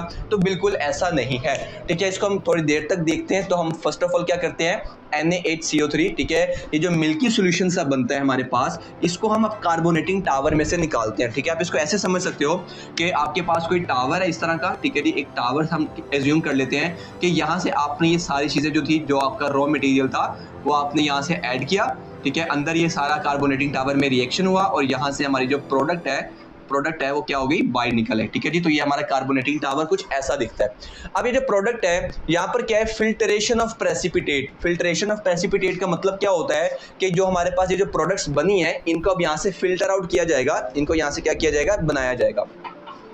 सो हमारे पास यहाँ पे जो मेन अपना प्रेसिपिटेट है वो कौन सा है हमारे पास, डेट इज ओवर NaHCO3। तो हमारे पास जो प्रेसिपिटेट निकला वो क्या था, NaHCO3। अभी जो NaHCO3 है ये इस्तेमाल किया जाता है किसके अंदर, एज अ बेकिंग सोडा, ठीक है, बेकिंग सोडा के तौर पर इसको इस्तेमाल किया जाता है, जो कि हमारे किचन वगैरह में जो है वो यूज किया जाता है। तो डेट इज NaHCO3। अब जो NaHCO3 है यहाँ से बिकॉज हमें जो है अपना सोडियम कार्बोनेट भी निकालना है, क्योंकि हमारा मेन सॉल्वेंस प्रोसेस तो यही कहता है कि आपने सोडियम कार्बोनेट बनाना है। सो अब कैल्सिनेशन के प्रोसेस के अंदर क्या होगा, बेसिकली बहुत सिंपल है। हमारे पास जो ये NaHCO3 है, NaHCO3, ठीक है जी, दो हम ले लेते हैं, दो NaHCO3, इसको हम क्या करेंगे, इसको हम करेंगे हीट, ठीक है, हीट करेंगे। हीट करने से क्या होगा, हमारा जो सोडियम कार्बोनेट है वो बाहर निकल आएगा। तो हमारे पास क्या निकल आएगा, Na2CO3 that is over sodium carbonate, यहाँ पर हमें 2 लगाना था, सोडियम कार्बोनेट प्लस और क्या चीज निकलेगी, that is carbon dioxide, plus इसके अलावा क्या चीज निकलेगी, डेट इज वाटर, ठीक है। तो ये 3 चीजें जो है हमारी कैल्सिनेशन के प्रोसेस में निकलेंगी। अब हम यहाँ पे देखें तो हमारे पास ये जो कार्बन डाइऑक्साइड है ये हमारे पास इस रिएक्शन के अंदर बन गई है। तो ये कहाँ पर दोबारा रीयूज होगी, ये रीयूज होगी हमारे पास दोबारा से कार्बोनेटिंग टावर में, कार्बोनेशन के अंदर इसको दोबारा से फेड कर दिया जाएगा और ये वहां पर जाके रीयूज हो जाएगी। तो हमारे पास जो हमारी प्रोडक्ट थी, जो हमें चाहिए थी, वो हमें मिल चुकी है, ठीक है जी। ये हमारी जो प्रोडक्ट है, फाइनल प्रोडक्ट, ये हमारे पास आ चुकी है, सोडियम कार्बोनेट हमारा बन चुका है। हम लोग कहेंगे भैया ठीक है, हमारे पास हमें जो चीज़ चाहिए थी वो तो हमारे पास सॉल्वर प्रोसेस में बन गई है, बट ये जो नेक्स्ट 2 पॉइंट्स हैं ये क्यों लिखे? तो ये 2 नेक्स्ट पॉइंट्स हैं, ये करने की वजह ये है, अब मैं आपको बताता हूँ। अगर हम यहाँ पे नोट करें तो हमारे पास ये जो NaCl होता है ये बड़ा चीप होता है, बड़े ईजिली हमें मिल जाता है। ये जो कैल्शियम कार्बोनेट है ये भी बड़ा इजीली जो है अवेलेबल होता है, लाइमस्टोन है, ठीक है, बहुत इजीली अवेलेबल होता है। बट ये अमोनिया है ना, दैट इज एक्सपेंसिव। तो क्योंकि हम इसको इंडस्ट्री के लेवल पर कर रहे हैं तो हमें कम से कम कॉस्ट के ऊपर अपने इन प्रोसेसेस को करना है, ताकि कम से कम खर्चा, कम से कम कॉस्ट इफेक्टिव होना चाहिए ये। सो दैट्स वाई अमोनिया को हमने एक बार तो जब इस्तेमाल कर लिया, उसके बाद हम क्या करेंगे, अमोनिया को रिकवर करने की कोशिश करेंगे, ताकि हमें बार बार हर प्रोसेस के लिए अलग से अमोनिया ना खरीदना पड़े, क्योंकि वो काफ़ी ज़्यादा एक्सपेंसिव हो जाता है। तो दैट्स वाई हम इसी रिएक्शन के अंदर ही अपने अमोनिया को भी रिकवर करेंगे। तो दैट्स वाई ये 2 एडिशनल प्रोसेसेस आते हैं जो कि अमोनिया को रिकवर करने में हेल्प करते हैं। और ये सॉल्वेज प्रोसेस इसीलिए इतना ज़्यादा बेनिफिशियल है, इतना ज़्यादा इफेक्टिव है और इतना ज़्यादा यूज़ किया जाता है, बिकॉज इसमें रॉ मटेरियल सारा दोबारा से रिकवर हो जाता है, ठीक है। तो ये इसलिए इस्तेमाल किया जाता है। सो हमारा नेक्स्ट पॉइंट क्या है, that is preparation of carbon dioxide and CaOH2 that is called slake lime. अब आपको कि भैया कार्बन डाइऑक्साइड क्यों प्रिपेयर करनी है, वो तो हमारी यहाँ पर बन चुकी थी। तो देखो यहाँ पर जो हमारे पास कार्बन डाइऑक्साइड बनी थी वो जितनी हमें टोटल चाहिए उसका हाफ थी, ठीक है, हाफ कार्बन डाइऑक्साइड यहाँ पर बनी थी। नेक्स्ट हमने जो अगर बाकी के भी तो यहाँ पर चाहिए ना कार्बोनेटिंग टावर में, तो हम इसके लिए इजाफी कार्बन डाइऑक्साइड जो है यहाँ पर बनाते हैं। अब कार्बन डाइऑक्साइड कैसे बनती है, बहुत सिंपल है। हमारे पास कार्बन डाइऑक्साइड हमारे पास यहाँ से बनेगी कैल्शियम कार्बोनेट के अंदर से। सो क्या होगा हमारे पास, हम क्या करेंगे, हमारे पास जो हमारा कैल्शियम कार्बोनेट है CaCO3, ठीक है, इसको जस्ट हम लोग क्या करेंगे, इसको हम हीट करेंगे, ठीक है, इसको हमने क्या किया, इसको हीट किया, तो यहाँ से हमारे पास दो चीजें निकलेंगी, that is first one is calcium oxide, second one is that is CO2, ठीक है। कैल्शियम ऑक्साइड का दूसरा नाम क्या है हमारे पास, कैल्शियम ऑक्साइड का दूसरा नाम होता है हमारे पास क्विक लाइम, ठीक है, हमें याद रखना है इसका दूसरा नाम क्या होता है, क्विक लाइम। और दूसरा हमारे पास क्या चीज बनी, that is carbon dioxide. Again ये जो कार्बन डाइऑक्साइड है ये और ये दोनों मिलकर दोबारा से कहाँ जाती हैं, ये जाती है अमोनिकल ब्राइन बनाने के अंदर, कार्बोनेटिंग टावर के अंदर। सो ये जो क्विक लाइम है, अब ये जो क्विक लाइम है ये इस्तेमाल होगा अगली चीज बनाने के लिए, बिकॉज कार्बन डाइऑक्साइड तो हमारी यहाँ पर जो है, ये कार्बन डाइऑक्साइड तो हमारी यहाँ पे बन चुकी है। अब ये जो क्विक लाइम है ये इस्तेमाल होगा नेक्स्ट चीज प्रिपेयर करने के अंदर, जो है हमारे पास कैल्शियम हाइड्रोक्साइड। सो ये जो हमारे पास क्विक लाइम है CaO, ये हम ऐड करेंगे इसको वाटर के अंदर। अब देखो वाटर कहाँ से निकला है, वाटर हमारे पास इस वाले रिएक्शन से निकला। तो अब देख रहे हो सारे रॉ मटेरियल्स दोबारा से रीयूज होते जा रहे हैं। तो ये जब ऐड करते हैं तो ये हमारे पास बन जाता है CaOH2 हमारे पास बनता है, और ये हमारे पास क्या कहलाता है, ये हमारे पास कहलाता है that is called slake lime, ठीक है, स्लेक लाइम, या इसको हम, इसके मल्टीपल नेम्स है। चैप्टर नंबर 7 में हमने इसको स्लेक लाइम पढ़ा था, इसको लाइम वाटर भी बोला जाता है, इसको कैल्शियम हाइड्रोक्साइड भी बोला जाता है। तो अलग अलग चैप्टर में इसके अलग अलग नाम इस्तेमाल किए गए हैं। अभी जो स्लेक लाइम बना है, ये स्लेक लाइम यूज होगा हमारे पास अमोनिया रिकवरी टावर के अंदर। और अमोनिया रिकवरी टावर नाम से ही जाहिर है कि यहाँ पर जो अमोनिया है, जो कि हमने स्टार्टिंग में देखा था बड़ी एक्सपेंसिव गैस होती है, ये यहाँ पर रिकवर की जाती है, दोबारा से बनाई जाती है, ताकि हमें बार बार मार्केट से खरीदनी ना पड़े। इसके अंदर अब हमारे पास नेक्स्ट चीजें क्या आ रही हैं, तो अमोनिया रिकवरी टावर है, इसके अंदर हमारे पास अभी के लिए जो चीजें बनी थी। अब आप यहाँ पे एक चीज नोट करो कि यहाँ पर जब हम अपने कार्बोनेटिंग टावर के अंदर हमने एक चीज को अभी के लिए स्किप कर दिया था, ठीक है, हम लोगों ने NaHCO3 इसको हम यूज कर रहे थे, हमने ये चीज बना ली। हमने ये जो अमोनियम क्लोराइड है इसको हम लोगों ने अभी के लिए वहां पर छोड़ दिया था। अब इसको उठाकर यहाँ पर अमोनिया रिकवरी टावर में लेकर आएंगे। तो हमारे पास क्या है, NH4Cl, क्योंकि हम देख सकते हैं कि NH4 है, इसी में से क्या निकलेगा, हमारा NH3 निकलेगा। सो ये जो NH4Cl है प्लस यहाँ से हमने जो कैल्शियम हाइड्रोक्साइड यानी कि स्लेक लाइम बनाया, इनको जब हम ऐड करते हैं तो हमारे पास क्या क्या चीज़ें निकलती हैं, हमारे पास निकलता है 2NH3, ठीक है जी, दो हमारे पास क्या निकलते हैं, NH3 निकलते हैं, प्लस अगली चीज हमारे पास क्या निकलती है, CaCl2। यहाँ पे Cl2 है, यहाँ पे क्लोरीन 1 है, इसलिए हम यहाँ पर भी क्या लगा देंगे, 2 लगा देंगे। प्लस नेक्स्ट चीज जो हमारे पास निकलती है डेट इज 2H2O, ठीक है। क्या हुआ, अमोनियम क्लोराइड जब क्विक लाइम के स्लेक लाइम के अंदर जब हम ऐड करते हैं तो हमारे पास जो हमारी जो मेन हमें प्रोडक्ट चाहिए थी डेट इज ओवर अमोनिया, वो अमोनिया हमारा क्या हो जाता है, वहाँ पे रिकवर हो जाता है, दोबारा से बन जाता है। और नेक्स्ट हमारे पास क्या चीज़ निकलती है, कैल्शियम क्लोराइड, और लास्ट पे क्या निकलता है, वाटर। यहाँ पे जो हमारे पास एक कैल्शियम क्लोराइड है, ये ऐसा बाय प्रोडक्ट है जो कि दोबारा यूज नहीं होता, ठीक है, यानी कि सिर्फ आप ये समझो कि सिर्फ बाय प्रोडक्ट हमारे पास क्या चीज़ बनी है, सिर्फ कैल्शियम क्लोराइड। इतना बड़ा हमारे पास पूरा प्रोसेस था, हर चीज़ जो हमें चाहिए थी, कार्बन डाइऑक्साइड हो जाए, वाटर हो जाए, NaCl ये तो बड़ा चीप मिल जाता है, कैल्शियम क्लोराइड कार्बोनेट ये भी बड़ा चीप मिल जाता है, अमोनिया जो था वो हमने दोबारा से रिकवर कर लिया, यानी कि हर चीज़ दोबारा से रिकवर की जा रही है, रीयूज़ की जा रही है। तो हमारे लिए बहुत ज़्यादा इकोनॉमिकल, बहुत ज़्यादा कॉस्ट इफेक्टिव प्रोसेस जो है ये बनता है। तो ये हमारे पास था कंप्लीट सॉल्वेज प्रोसेस। ये सारा मैंने आप लोगों को जो है वो अच्छी तरह समझाने की कोशिश की है। उम्मीद करता हूँ आपको ये जो पॉइंट है, ये टॉपिक जो है समझ आया होगा। तो हमारा ये लॉन्ग क्वेश्चन यहाँ पर जो है वो कंप्लीट हुआ। अब हम अपनी बुक की तरफ बढ़ते हैं और इसको जो है वो स्टडी भी कर लेते हैं। तो हम स्टार्ट करने लगे हैं। सबसे पहले manufacturing of sodium carbonate by Solvay process, ठीक है जी। सोलवेज प्रोसेस कैसे यूज करते हैं, तो हेडिंग्स हमारे पास यहाँ पे व्हाइट बोर्ड पे लिखी हुई हैं। तो सबसे पहले था हमारे पास प्रिंसिपल ऑफ सोलवेज प्रोसेस। इसके अंदर आपने क्या याद रखना है जी, 15 डिग्री का जो टेम्परेचर है। उसके बाद ये यहाँ पे थोड़ी सी मिस्टेक हुई है, इसको आपने इग्नोर करना है। ये जो हमने यहाँ पे रिएक्शन किया था, हमने वो रिएक्शन ही लिखना है। देन रॉ मटेरियल है सोडियम क्लोराइड, लाइमस्टोन और अमोनिया गैस। इसके बाद हमारे पास बेसिक रिएक्शन स्टार्ट हो गए। तो पहला क्या है हमारे पास, प्रिपरेशन ऑफ अमोनिकल ब्राइन, ठीक है। जैसे हमने बात की कि अमोनिया गैस को सोडियम क्लोराइड के सॉल्यूशन में ऐड किया जाता है। नेक्स्ट हमारे पास है कार्बोनेशन ऑफ अमोनिकल ब्राइन। तो इसको क्या किया जाता है, कार्बोनेटिंग टावर में ऐड किया जाता है, साथ कार्बन डाइऑक्साइड उसमें से गुजारी जाती है। तो ये हमारे पास रिएक्शन होता है, उसमें हमारे पास क्या बनता है, अमोनियम बाइकार्बोनेट। और फिर अमोनियम बाइकार्बोनेट में NaCl ऐड करते हैं तो क्या बन जाता है, सोडियम बाइकार्बोनेट और साथ क्या बन जाता है अमोनियम क्लोराइड सॉल्यूशन। ये वही है जो मैंने भी आपको बताया था कि यहाँ से अब जो फिल्ट्रेशन है हमारे पास कि ये जो सॉल्यूशन बना कार्बोनेटिंग टावर का उसमें से हमारे पास क्या निकलता है सोडियम बाइकार्बोनेट, यानी कि इसकी बात हो रही है। और वो किस लिए यूज किया जाता है, वो यूज किया जाता है एज अ बेकिंग सोडा। और कैल्सिनेशन के प्रोसेस में क्या होता है जी, ये जो सोडियम बाइकार्बोनेट है इसको क्या किया जाता है, हीट किया जाता है। हीट करने से हमारे पास जो हमारी प्रोडक्ट थी सोडियम कार्बोनेट वो बन जाती है, साथ कार्बन डाइऑक्साइड साथ वाटर। और ये जो कार्बन डाइऑक्साइड है ये अबाउट हाफ होती है जो कि प्रोसेस में चाहिए होती है। इसके बाद नेक्स्ट हमारे पास है that is preparation of carbon dioxide and slake lime. तो जो कार्बन डाइऑक्साइड है वो कैसे प्रिपेयर की जाती है, वो की जाती है क्या करते हैं हम लोग कैल्शियम कार्बोनेट को हीट करते हैं तो हमारे पास calcium oxide plus carbon dioxide बनती है। ये जो quicklime CaO quicklime है इसको क्या किया जाता है, इसको वाटर के साथ मिलाया जाता है तो क्या बन जाता है वो, इसको वाटर के साथ मिलाने से स्लेक लाइम या सोडियम कैल्शियम हाइड्रोक्साइड जो है वो बन जाता है।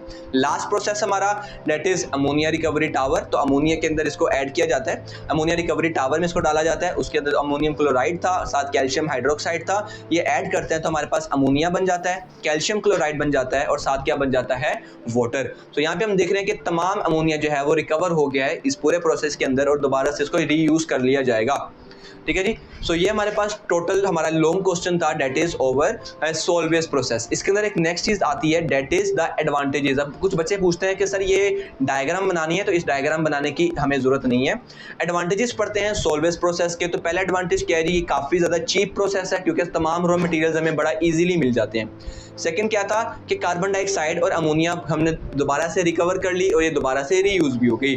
थर्ड हमारे पास क्या है कि जो प्रोसेस है वो पोल्यूशन फ्री है क्योंकि कोई भी चीज जाया नहीं हुई है, बल्कि बस हमें जो है वो एक चीज हमारी यहाँ पर एक्स्ट्रा थी कैल्शियम क्लोराइड, बाकी सब कुछ हमारा जो है वो हमें दोबारा से रीयूज हो गया, तो दैट्स वाई पोल्यूशन फ्री है। नंबर 4 क्या है कि जो सोडियम कार्बोनेट है बड़ी हाई प्योरिटी का हमें यहाँ पर अचीव हो जाता है। और लास्ट पे क्या है जी, फ्यूल भी काफी ज्यादा कम खर्च हुआ था क्योंकि कोई भी चीज हमें इवेपोरेट नहीं करनी थी, ज्यादा फ्यूल वहां पर खर्च जो है वो नहीं होना था। तो ये आपके जो एडवांटेजेस हैं ये भी आप लोगों के अंदर जो है वो लिख सकते हो। उसके बाद ये लास्ट पे जो है ये आप लोगों ने खुद ही इसको रीड कर लेना है कि पाकिस्तान के अंदर कौन कौन से ऐसे यूनिट्स हैं जो कि हम सोल्वेज प्रोसेस को यूज करते हैं सोडियम कार्बोनेट बनाने के लिए। तो ये आप लोगों ने जो है यहाँ पे खुद ही इसको रीड कर लेना है। तो बच्चों हम स्टार्ट करने लगे हैं सोल्वेज प्रोसेस जैसा ही एक important long question that is manufacturing of urea. ठीक है जी, ये भी आपका जो है एक वेरी इंपॉर्टेंट लॉन्ग क्वेश्चन है with respect to board exams. So इसको भी हम बड़ी अच्छी तरह देखेंगे। सेम यहाँ पर भी क्या हो रहा है, सोल्वेज प्रोसेस की तरह इंडस्ट्री के अंदर यूरिया किस तरह बनाया जाता है। अब यूरिया क्या चीज होती है, बहुत सारे बच्चों के लिए नया होगा। तो यूरिया बेसिकली होता है, उसको मेजरली यूज किया जाता है फर्टिलाइजर के तौर पर। फर्टिलाइजर क्या होता है भैया, फर्टिलाइजर होता है यहाँ पर हमारे पास जो चीजें क्रॉप्स को डाली जाती हैं ताकि उनकी ग्रोथ हो सके, उनकी प्रोडक्शन ज्यादा हो सके, उनको हम बोलते हैं फर्टिलाइजर। ये छोटी छोटी बॉल्स की तरह होती हैं, ठीक है, जो हमारे पास क्या कहलाती हैं, यूरिया कहलाती हैं। अब इंडस्ट्री के अंदर कैसे यूरिया बनाया जाता है इस चीज को हम डिस्कस करने लगे हैं। तो टोटल हमारे पास क्योंकि एक लॉन्ग क्वेश्चन है तो डेट्स वाई मैंने इसके भी जो है वो पॉइंट्स बना दिए हैं कि किस तरह आपको पेपर में इसको अटेम्प्ट कर आना है। तो सबसे पहले हमारे पास है इंट्रोडक्शन। अब इंट्रोडक्शन के अंदर मेन पॉइंट जो है मैं यहाँ पर लिखता हूँ कि जो सबसे पहले जो यूरिया है ये किसे यूज किया जाता है, ये यूज किया जाता है यूज एज ए फर्टिलाइजर। ठीक है, फर्टिलाइजर के तौर पर जो है ये यूज किया जाता है फर्टिलाइजर। ठीक है, और इसके अंदर हमारे पास जो है इट कंटेन्स 46.6%। ठीक है जी, 46.6% इसके अंदर क्या मौजूद होता है, इसमें नाइट्रोजन मौजूद होता है। इसका मतलब है यूरिया को हम कह सकते हैं कि urea is a nitrogenous fertiliser क्योंकि इसके अंदर 46.6% जो है वो यूरिया के अंदर नाइट्रोजन जो है वो यूज किया जाता है। और लास्ट में इसका जो 90% यूज होता है, ठीक है जी, यूज एज फर्टिलाइजर कितने परसेंट है, 90% जो है ये एज अ फर्टिलाइजर यूज किया जाता है। और इसके बाद अगर हम बात करते हैं इसकी कैरेक्टरिस्टिक्स की तो ये हमारे पास होते हैं व्हाइट कलर के। ठीक है, व्हाइट क्रिस्टलाइन हमारे पास जो है इसका स्ट्रक्चर होता है, व्हाइट क्रिस्टलाइन इसके जो है हमारे पास शेप होती है। तो बाकी कैरेक्टरिस्टिक्स हम बुक से देखेंगे। तो ये कुछ मेन हमारे पास इंट्रोडक्शन के अंदर हमने इसके बारे में लिखना है। नेक्स्ट है हमारे पास रॉ मटेरियल्स। जिस तरह सोल्वेज प्रोसेस के रॉ मटेरियल्स थे सेम ऐसे ही इसके भी रॉ मटेरियल्स हमारे जो है वो पेपर में शॉर्ट क्वेश्चन के तौर पर पूछे जा सकते हैं। तो इसके हमारे पास रॉ मटेरियल्स कौन कौन से होते हैं, इसमें हमारे पास जस्ट 2 रॉ मटेरियल्स होते हैं। फर्स्ट वन है हमारे पास कार्बन डाइऑक्साइड और सेकंड है हमारे पास NH3। ठीक है, अब आपका क्विज है कि CO2 तो हमें पता है, कार्बन डाइऑक्साइड को बोलते हैं, NH3 किसको बोलते हैं। ठीक है, तो आप लोगों ने खुद इसके बारे में सोचना है।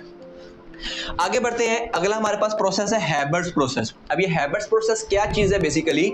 सो हैबर्ट्स प्रोसेस जो है, अब कार्बन डाइऑक्साइड तो हमें एयर में से मिल जाती है, बट ये जो अमोनिया है, अमोनिया जो कि हमने सोलवेस प्रोसेस में भी यूज किया था, मैंने आपको बोला था ये थोड़ा सा एक्सपेंसिव होता है। क्यों होता है? क्योंकि इसको किस प्रोसेस के जरिए बनाया जाता है, उस प्रोसेस का नाम है हैबर्ट्स प्रोसेस। ठीक है जी। तो ये हैबर्ट्स प्रोसेस कैसे अमोनिया को बनाता है? तो अमोनिया में हमें चाहिए नाइट्रोजन और हाइड्रोजन चाहिए। तो जो हमारे पास नाइट्रोजन होता है, ठीक है जी, जो हमारे पास नाइट्रोजन है, ठीक है जी, नाइट्रोजन हमारे पास कहां से आती है? नाइट्रोजन आती है हमारे पास एयर में से। और जो हमारे पास हाइड्रोजन है, ये कहां से आती है? ये आती है जब हम अमोनिया मीथेन गैस को, ठीक है, मीथेन गैस को निकल कैटलिस्ट के मौजूदगी में गर्म करते हैं। क्या करते हैं? जब हम मीथेन गैस को निकल की मौजूदगी में इसको हीटअप करते हैं, तो हमारे पास क्या निकलता है? 3 हमारे पास क्या निकलते हैं? हाइड्रोजन निकलते हैं। और नाइट्रोजन हमारे पास कहां से आती है? नाइट्रोजन आती है हमारे पास एयर में से। उसके बाद इनको मिलाने के लिए क्या करते हैं?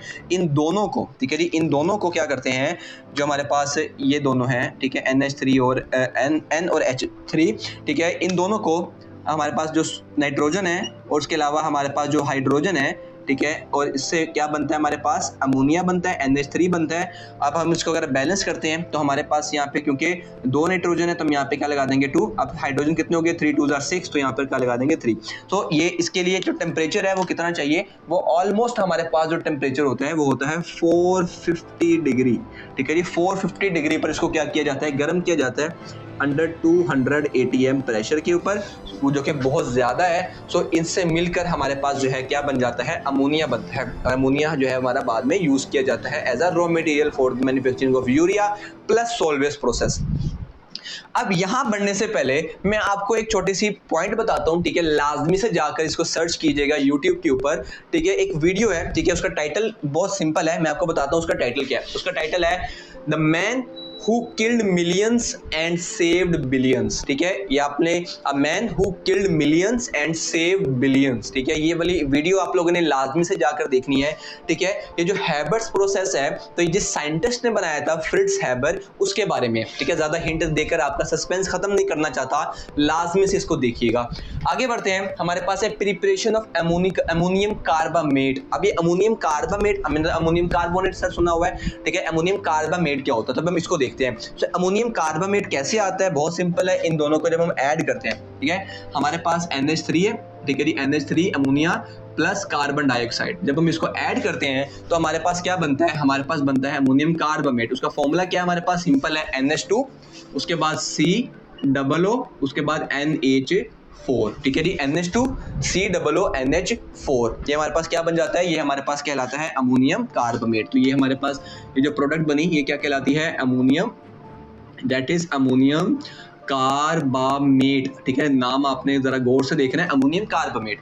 नेक्स्ट हमारे पास फॉर्मेशन ऑफ यूरिया। तो ये जो अमोनियम कार्बामेट हमारे पास बना है, उसका फॉर्मूला में अभी याद हो गया, कितना जी? NH2, उसके बाद पढ़ो साथ साथ COO NH4।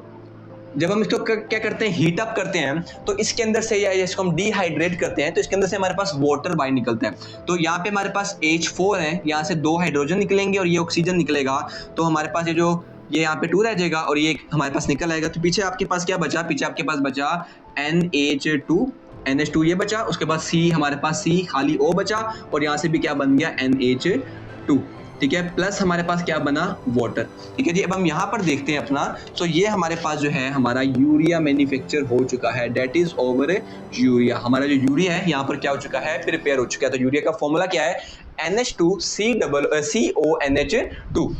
लास्ट पॉइंट रह गया, that is granulation of urea. अब ये जो हमारे पास यूरिया बना है, ये यूरिया लिक्विड फॉर्म के अंदर है। हमें चाहिए, जैसे मैंने आपको टॉपिक के स्टार्ट में बताया कि ये छोटी छोटी बॉल्स की शक्ल में होता है, तो उसको हम बोलते हैं ग्रेन्यूल्स। तो क्या किया जाता है? ग्रेनुलेशन के प्रोसेस से तो गुजारा जाता है। क्या किया जाता है? बहुत सिंपल है, हमारे पास एक टावर जैसी शेप होती है, ठीक है, एक टावर जैसा होता है, ठीक है, ये हमारे पास एक टावर है। क्या होता है? ऊपर से जो ये लिक्विड यूरिया है ना, इसको गिराया जाता है, ठीक है, ये यूरिया को ऊपर से क्या किया जाता है? ड्रॉप किया जाता है। नीचे से यहाँ पर हमारे पास लगे होते हैं फैंस, ठीक है, बड़े बड़े फैंस लगे होते हैं, जो कि बहुत ज्यादा क्या करते हैं? एयर जो है यहाँ पे स्प्रेड करते हैं। तो जब ये ऊपर से लिक्विड यूरिया गिरता है, नीचे से हवा का तेज प्रेशर आता है, तो जो बॉल्स हैं वो कंडेंस होकर, जो लिक्विड होता है वो कंडेंस होकर छोटी छोटी बॉल्स बनाना स्टार्ट कर देता है, ठीक है, और उसको हम बोलते हैं ग्रेनुलेशन, और वो जो है इसके बाद इसको यूज कर दिया जाता है, इसको भेज दिया जाता है प्रोडक्शन यूनिट के अंदर और आगे फिर मार्केट में इसको भेज दिया जाता है। ठीक है, यानी कि इसके लिए वो मार्केट रेडी जो है वो ग्रेनुलेशन के प्रोसेस के बाद हो जाता है। तो ये था हमारे पास मैन्युफैक्चरिंग ऑफ यूरिया। ठीक है, उम्मीद करता हूँ आपको ये टॉपिक जो है समझ आया होगा। अब हम इसको जो है देखते हैं अपनी बुक के अंदर से। सो हमारे पास स्टार्ट करते हैं मैन्युफैक्चरिंग ऑफ यूरिया। सबसे पहले हमारे पास इंट्रोडक्शन था कि यूरिया क्या होता है। It is a nitrogenous fertiliser. ठीक है जी, इसके अंदर कितने परसेंट नाइट्रोजन होती है? 46.6%। वाइट क्रिस्टलाइन होता है, ये हाईली सोलेबल होता है वाटर के अंदर, और ये जो है वो 90% जो है किसके तौर पर यूज किया जाता है? एज अ फर्टिलाइजर यूज किया जाता है। रॉ मटेरियल्स कौन कौन से हैं? फर्स्ट वन है अमोनिया, सेकंड वन है हमारे पास कार्बन डाइऑक्साइड। उसके बाद ये है हमारे पास हैबर्स प्रोसेस। ठीक है जी, ये जो हैबर्स प्रोसेस है, ठीक है, ये आपको एज अ शॉर्ट क्वेश्चन भी आ सकता है। ठीक है, तो इसको आपने अच्छी तरह करना है। तो हैबर्स प्रोसेस क्या होता है? उसमें 1 वॉल्यूम नाइट्रोजन का कहां से लिया जाता है? एयर में से। 3 वॉल्यूम जो हाइड्रोजन के हैं वो कहां से लिए जाते हैं? वो लिए जाते हैं मीथेन गैस को, जब हम क्या करते हैं निकल कैटलिस्ट के ऊपर से गुजारते हैं, और फिर इन दोनों को क्या करते हैं आयरन कैटलिस्ट पर 450 से 200 डिग्री 200 एटीएम प्रेशर पर जब गुजारते हैं तो ये रिएक्शन होता है और हमारे पास क्या बन जाता है? हमारे पास बन जाता है अमोनिया। इसके अंदर मैंने आपको बोला कि आपने ये वीडियो लाजमी से देखनी है, a man who killed millions and saved billions. ठीक है, ये आपने लाजमी देखनी है वीडियो। इसके बाद हम करते हैं आगे। प्रोसेस है हमारे पास। प्रोसेस में पहला क्या है जी? Reaction of ammonia and carbon dioxide. ठीक है, हमने हेडिंग मेरे ख्याल है प्रिपरेशन ऑफ अमोनियम कार्बोनेट, आपकी मर्जी है, हेडिंग जो मर्जी हम दे सकते हैं। क्या होता है इसमें? लिक्विड अमोनिया को क्या किया जाता है? कार्बन डाइऑक्साइड से पास किया जाता है, तो क्या बन जाता है? Ammonium carbamate. तो ये हमारे पास उसका फॉर्मूला NH2COONH4। इसके बाद नेक्स्ट है यूरिया फॉर्मेशन। यूरिया फॉर्मेशन में क्या होता है कि जो अमोनियम कार्बामेट है इसको इवेपोरेट किया जाता है। तो इवेपोरेट करते हैं तो यहाँ से हमारे पास जो वाटर है वो स्टीम बनकर बाहर निकल आता है और हमारे पास पीछे क्या चीज बन जाती है? हमारे पास जो हमारा यूरिया है वो प्रिपेयर हो जाता है। इसके बाद लास्ट पॉइंट है हमारे पास इसका, दैट इज ग्रेनुलेशन। ग्रेनुलेशन में क्या होता है जी? इस स्टेज के ऊपर लिक्विड यूरिया को इवेपोरेट किया जाता है ग्रेन्यूल्स, छोटी छोटी बॉल्स बनाने के लिए। तो क्या कि यूरिया को जब ऊपर से टावर में से स्प्रे किया जाता है under hot current of air, नीचे से बहुत ज्यादा हवा आती है जिसकी वजह से क्या होता है जी? इवेपोरेट हो जाता है वो यूरिया और क्या बना लेता है? ग्रेन्यूल्स बना लेता है। उसके बाद उसको मार्केट में स्टोर कर दिया जाता है। तो अब आप पूछोगे भैया ये वाला भी हमें काम करना है? तो नहीं, ये ठीक है, ये आपको डायग्राम जो है वो पता होनी चाहिए, आपने बनानी जो है वो नहीं है। ठीक है, बस आपको पता होनी चाहिए। इसके बाद है importance and status of urea. ये आपका एक अलग लॉन्ग क्वेश्चन भी आ सकता है। ठीक है, इंपॉर्टेंस एंड स्टेटस, तो मैं जल्दी जल्दी आपको बता देता हूं। तो पहले इंपॉर्टेंस क्या है हमारे पास के जो है यूरिया ज्यादातर कहाँ यूज किया जाता है? एग्रीकल्चर सेक्टर में फर्टिलाइजर के तौर पर, एनिमल फीड के तौर पर यूज किया जाता है। 90% जो है वो फर्टिलाइजर के अंदर यूज होता है। ठीक है, और तमाम क्रॉप्स को दिया जाता है। उसके बाद क्या है जी? इट इज नॉन टॉक्सिक होता है, नॉन एक्सप्लोजिव होता है, लेकिन क्या होता है? काफी ज्यादा हाइग्रोस्कोपिक होता है। हाइग्रोस्कोपिक का मतलब है पानी में बहुत जल्दी मिक्स हो जाता है, रिएक्शन कर लेता है वाटर के साथ, सोलेबल हो जाता है उसके अंदर। उसके बाद क्या है? इसको जो है अलग दूसरे केमिकल कंपाउंड्स बनाने के अंदर भी यूज किया जाता है। इसको एक्सप्लोजिव्स बनाने के लिए भी यूज किया जाता है। यहाँ पे हमने देखा था कि ये नॉन एक्सप्लोजिव है, बट ये एक्सप्लोजिव्स बनाने के लिए यूज कर सकते हैं इसको। और लास्ट क्या है? इसको ऑटोमोबाइल में यूज किया जाता है NOx पोल्यूटेंट्स को क्या करने के लिए? हार्मफुल पोल्यूटेंट्स को लेस हार्मफुल में कन्वर्ट करने के लिए। जो गाड़ियों में कैटालिटिक कन्वर्टर लगे होते हैं वो क्या काम करते हैं? वो हार्मफुल गैसेस को लेस हार्मफुल गैसेस में कन्वर्ट करते हैं। तो उसके अंदर भी यूरिया जो है वो यूज किया जाता है। उसके बाद हमारे पास है कि ये जो यूरिया है इसके कितने प्लांट्स पाकिस्तान में है, कौन कौन सी बड़ी कंपनीज हैं जो कि यूरिया मैन्युफैक्चर करती हैं। तो उसके अंदर हमारे पास जो है वो 59% शेयर किसका है? 4G फर्टिलाइजर्स का। ठीक है जी, बस आपने कुछ पॉइंट्स जो है वो याद करने हैं। तो यहाँ पर हमारा यूरिया फॉर्मेशन वाला पॉइंट जो है ये भी क्या हो चुका है? क्लियर हो चुका है। अब लास्ट टॉपिक रह गया हमारे पास इस चैप्टर का, दैट इज, अगर हम नीचे आ जाते हैं तो हमारे पास है पेट्रोलियम इंडस्ट्री। अब पेट्रोलियम क्या चीज होती है? पेट्रोलियम, अब क्योंकि ये टॉपिक हमारा बेसिकली जो है हमारा बुक के ऊपर ही रीड करने वाला है। सो पेट्रोलियम वो चीज होती है जो कि जमीन के नीचे से आज से लाखों साल पहले, लाखों करोड़ों साल पहले के जो प्लांट्स, एनिमल्स डेड हो जाते हैं, जब वो जमीन के नीचे गए, वो डिकम्पोज हुए high pressure, high temperature, absence of air के अंदर, तो वो जो चीज बनाई उसको कहते हैं फॉसिल फ्यूल। और पेट्रोलियम भी हमारे पास क्या होता है? एक फॉसिल फ्यूल होता है। तो अब इसको हम पढ़ते हैं। सो क्या पेट्रोलियम की डेफिनेशन है हमारे पास? Petroleum is a natural product found under earth crust trapped in rocks. Petroleum means rock oil it is a complex mixture of several gaseous, liquid and solid hydrocarbons having water, salt, earth particles, ठीक है, यानी कि इसके अंदर हर चीज solid, liquid, gaseous सारे compounds आपस में क्या होते हैं, मिले हुए होते हैं। उसके बाद है ओरिजिन ऑफ पेट्रोलियम। पेट्रोलियम बना कहां से? तो पेट्रोलियम मैंने जैसे आपको बताया कि जो डिकम्पोजिशन होती है डेड प्लांट्स और एनिमल्स की जो जमीन के नीचे होते हैं, ठीक है, मिलियंस ऑफ ईयर्स अगो, ये कहा जाता है कि जब वो मरे, ठीक है, तो उनकी बॉडीज क्या हो गई, डूब गई और उसके बाद वो जमीन और मड और सैंड के नीचे जो दब गई, उसके बाद वो डिकम्पोज होते रहे और वहां पे वो पेट्रोलियम बनाते गए। उसके बाद हमारे पास क्या है कि जो डिकम्पोजिशन है वो एब्सेंस ऑफ एयर के अंदर हाई टेम्परेचर पर हाई प्रेशर के अंदर हुई। तो इस process it took millions of years to completion, बहुत सारा टाइम इसको लगा। और उसके बाद जो ये remains of dead plants and animals were converted into dark brownish viscous crude oil. ये बेसिकली क्रूड ऑयल की डेफिनेशन है कि वो crude oil dark brown colour का, विस्कस का मतलब होता है काफी गाढ़ा सा, उन्होंने लिक्विड बनाया जिसको क्या नाम दिया गया, क्रूड ऑयल का। और ये कहाँ ट्रैप होती है? It was trap between two layers of impervious rocks. हमारे पास जो जमीन की क्रस्ट होती है उसके अंदर हमारे पास ये इम्परवियस रॉक होती है, ठीक है, आप देख रहे हैं ये इम्परवियस रॉक और ये दूसरी इम्परवियस रॉक, इसके दरमियान में हमारे पास जो है जितने भी फॉसिल फ्यूल्स होते हैं वो यहाँ पर पाए जाते हैं। आगे बढ़ते हैं, आगे हमारे पास कि पेट्रोलियम को निकाला कैसे जाता है। तो petroleum is extracted bye drilling holes, जिनको हम ऑयल वेल्स भी बोलते हैं, जो कि जमीन के अंदर से क्या करते हैं, ऑयल को बाहर निकालते हैं, बाहर सक करते हैं। और उसके बाद जो है जब ये इसको हम इसके लिए ड्रिल कर रहे होते हैं तो पहले गैस जो होती है वो बाहर आती है, ठीक है, क्या जी, when gas pressure subside then crude oil is pumped out. पहले गैस बाहर निकलती है, नेचुरल गैस, उसके बाद पेट्रोलियम जो है वो बाहर निकलना स्टार्ट हो जाता है। उसके बाद जब वो बाहर निकलता है, अब क्योंकि उसके अंदर सारे कुछ मिक्स है तो उसको कन्वर्ट किया जाता है, उसको रिफाइन किया जाता है। तो हम उसको देखते हैं, तो क्या जी, crude oil is refined in refineries, refineries में किया जाता है। रिफाइनिंग का प्रोसेस क्या होता है? Refining process is the separation of crude oil mixture into various useful fractions, ठीक है जी। और इस प्रोसेस को किसके जरिए किया जाता है? Fractional distillation. The principle of fractional distillation is based on separation of substances based on their boiling points, ठीक है जी। यानी कि हम क्या करते हैं, हम इसको टावर में डालते हैं। अगर मैं आपको इसको दिखाना चाहूँ तो ये हमारे पास डायग्राम है। क्या होता है, क्रूड ऑयल यहाँ से एंटर होता है, उसके बाद इसको क्या करते हैं, नीचे से हीटअप करते हैं, यहाँ पे क्या करते हैं, इसको हीटअप।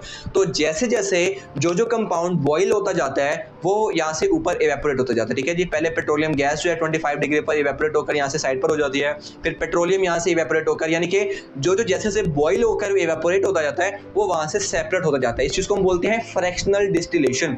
और ये अप टू हमारे पास petroleum, gasoline, kerosene, diesel oil, fuel oil होता हुआ लास्ट में कहां तक पहुंचता है, रेजिडुअल ऑयल तक जो है वो जाता है। अगर हम ये वाला पैराग्राफ देखते हैं, ठीक है जी, ये वाला हमारे पास जो पैराग्राफ है, इसके बाद ये जिसे डायग्राम के अंदर, तो इसके अंदर बेसिकली यही बताया है, ठीक है। इसको आपने जो है जस्ट रीड करना है, क्योंकि अगर आपको ये डायग्राम से ये वैल्यूज आती हैं, उसके बाद ये जो टेबल है लास्ट पर, ये टेबल अगर आपको आता है तो आपके लिए इनफ है, ठीक है। अब हम इस टेबल को जो है वो रीड करेंगे, फिर हमारा जो चैप्टर है ये वाला कंप्लीट हो जाएगा। सो सबसे पहला हमारे पास यहाँ पर जो है वो दैट इज पेट्रोलियम गैस। उसकी कंपोजिशन आपने याद रखनी है कि इसके अंदर कितने कार्बन होते हैं। तो C1 से C4 यानी कि मीथेन, इथेन, प्रोपेन और ब्यूटेन, ये चार पेट्रोलियम गैस के अंदर आते हैं। इसका बॉइलिंग पॉइंट 25 डिग्री तक होता है। ये यूज कहाँ होती है? It is used for in the form of LPG. LPG का फुल फॉर्म क्या होती है? Liquid pressure gas.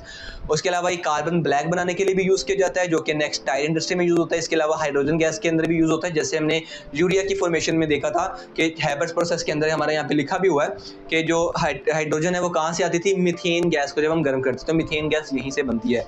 नेक्स्ट हमारे पास petroleum ether C5 to C7 30 to 80 degree Celsius किस लिए यूज किया जाता है? एज अ लेबोरेटरी सॉल्वेंट, यानी कि लैब्स के अंदर इसको यूज किया जाता है। उसके अलावा ड्राई क्लीनिंग पर्पस के अंदर यूज किया जाता है। नेक्स्ट हमारे पास गैसोलीन और पेट्रोल, जो हमारा बाइक्स के अंदर पेट्रोल, गाड़ियों के अंदर पेट्रोल डलता है, that is gasoline.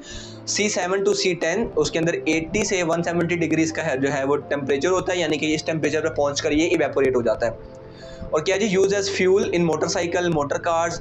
It is more volatile than kerosene oil. It is use for dry cleaning, ठीक है। आगे हमारे पास है केरोसिन ऑयल। केरोसिन ऑयल हम किसको बोलते हैं?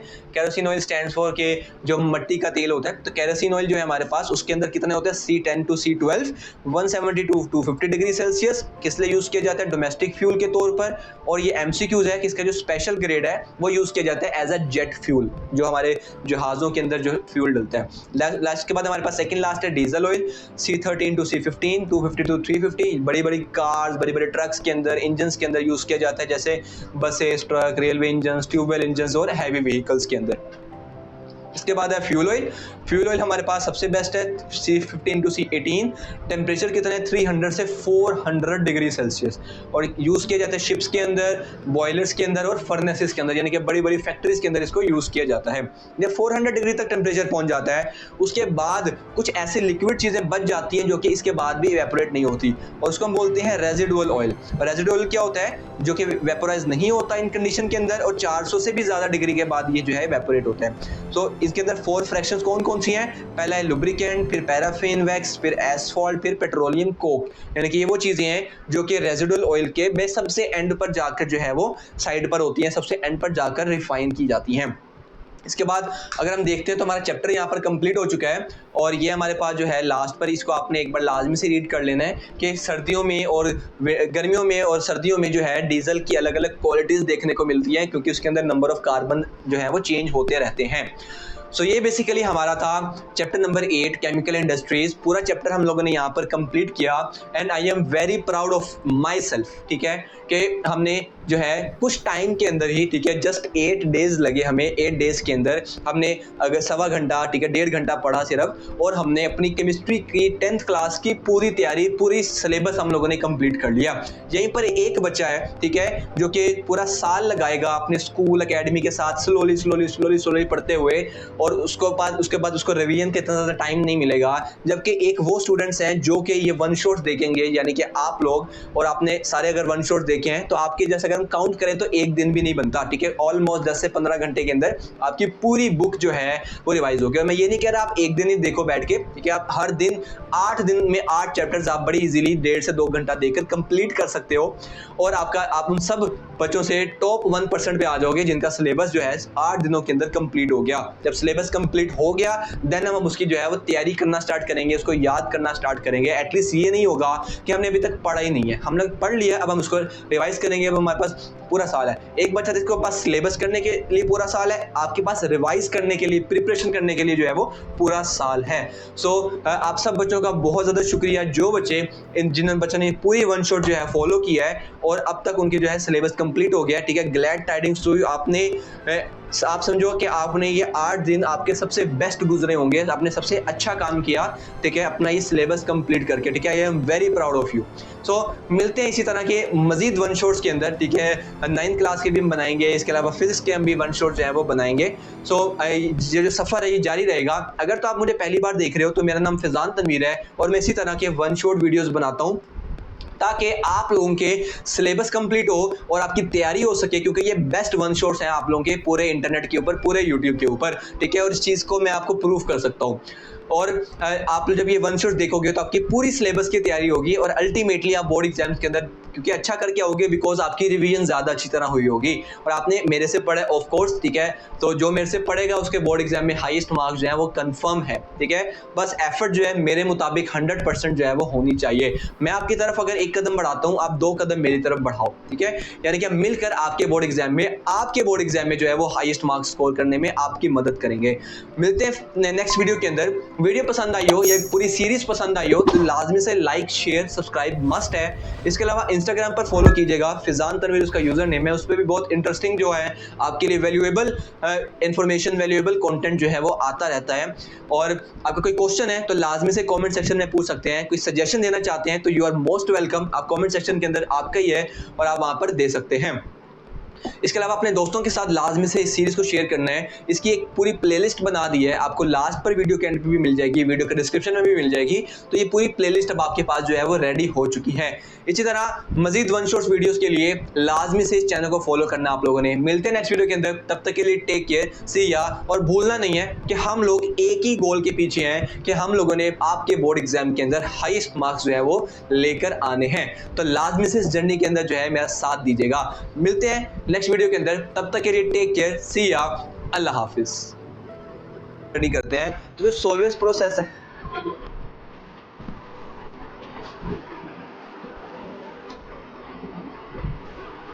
अभी मेरी सारी वीडियो खराब हो गई है।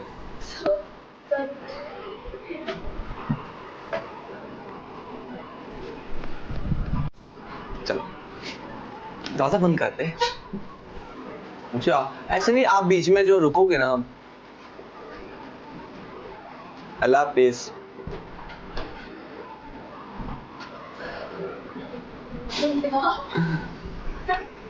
वो जो आप यहाँ पे खड़ी हो वहाँ पे रिकॉर्डिंग चल गई है ना, वो मेमोरीज आया हो रही है यार, जल्दी से चली जाओ यहाँ से।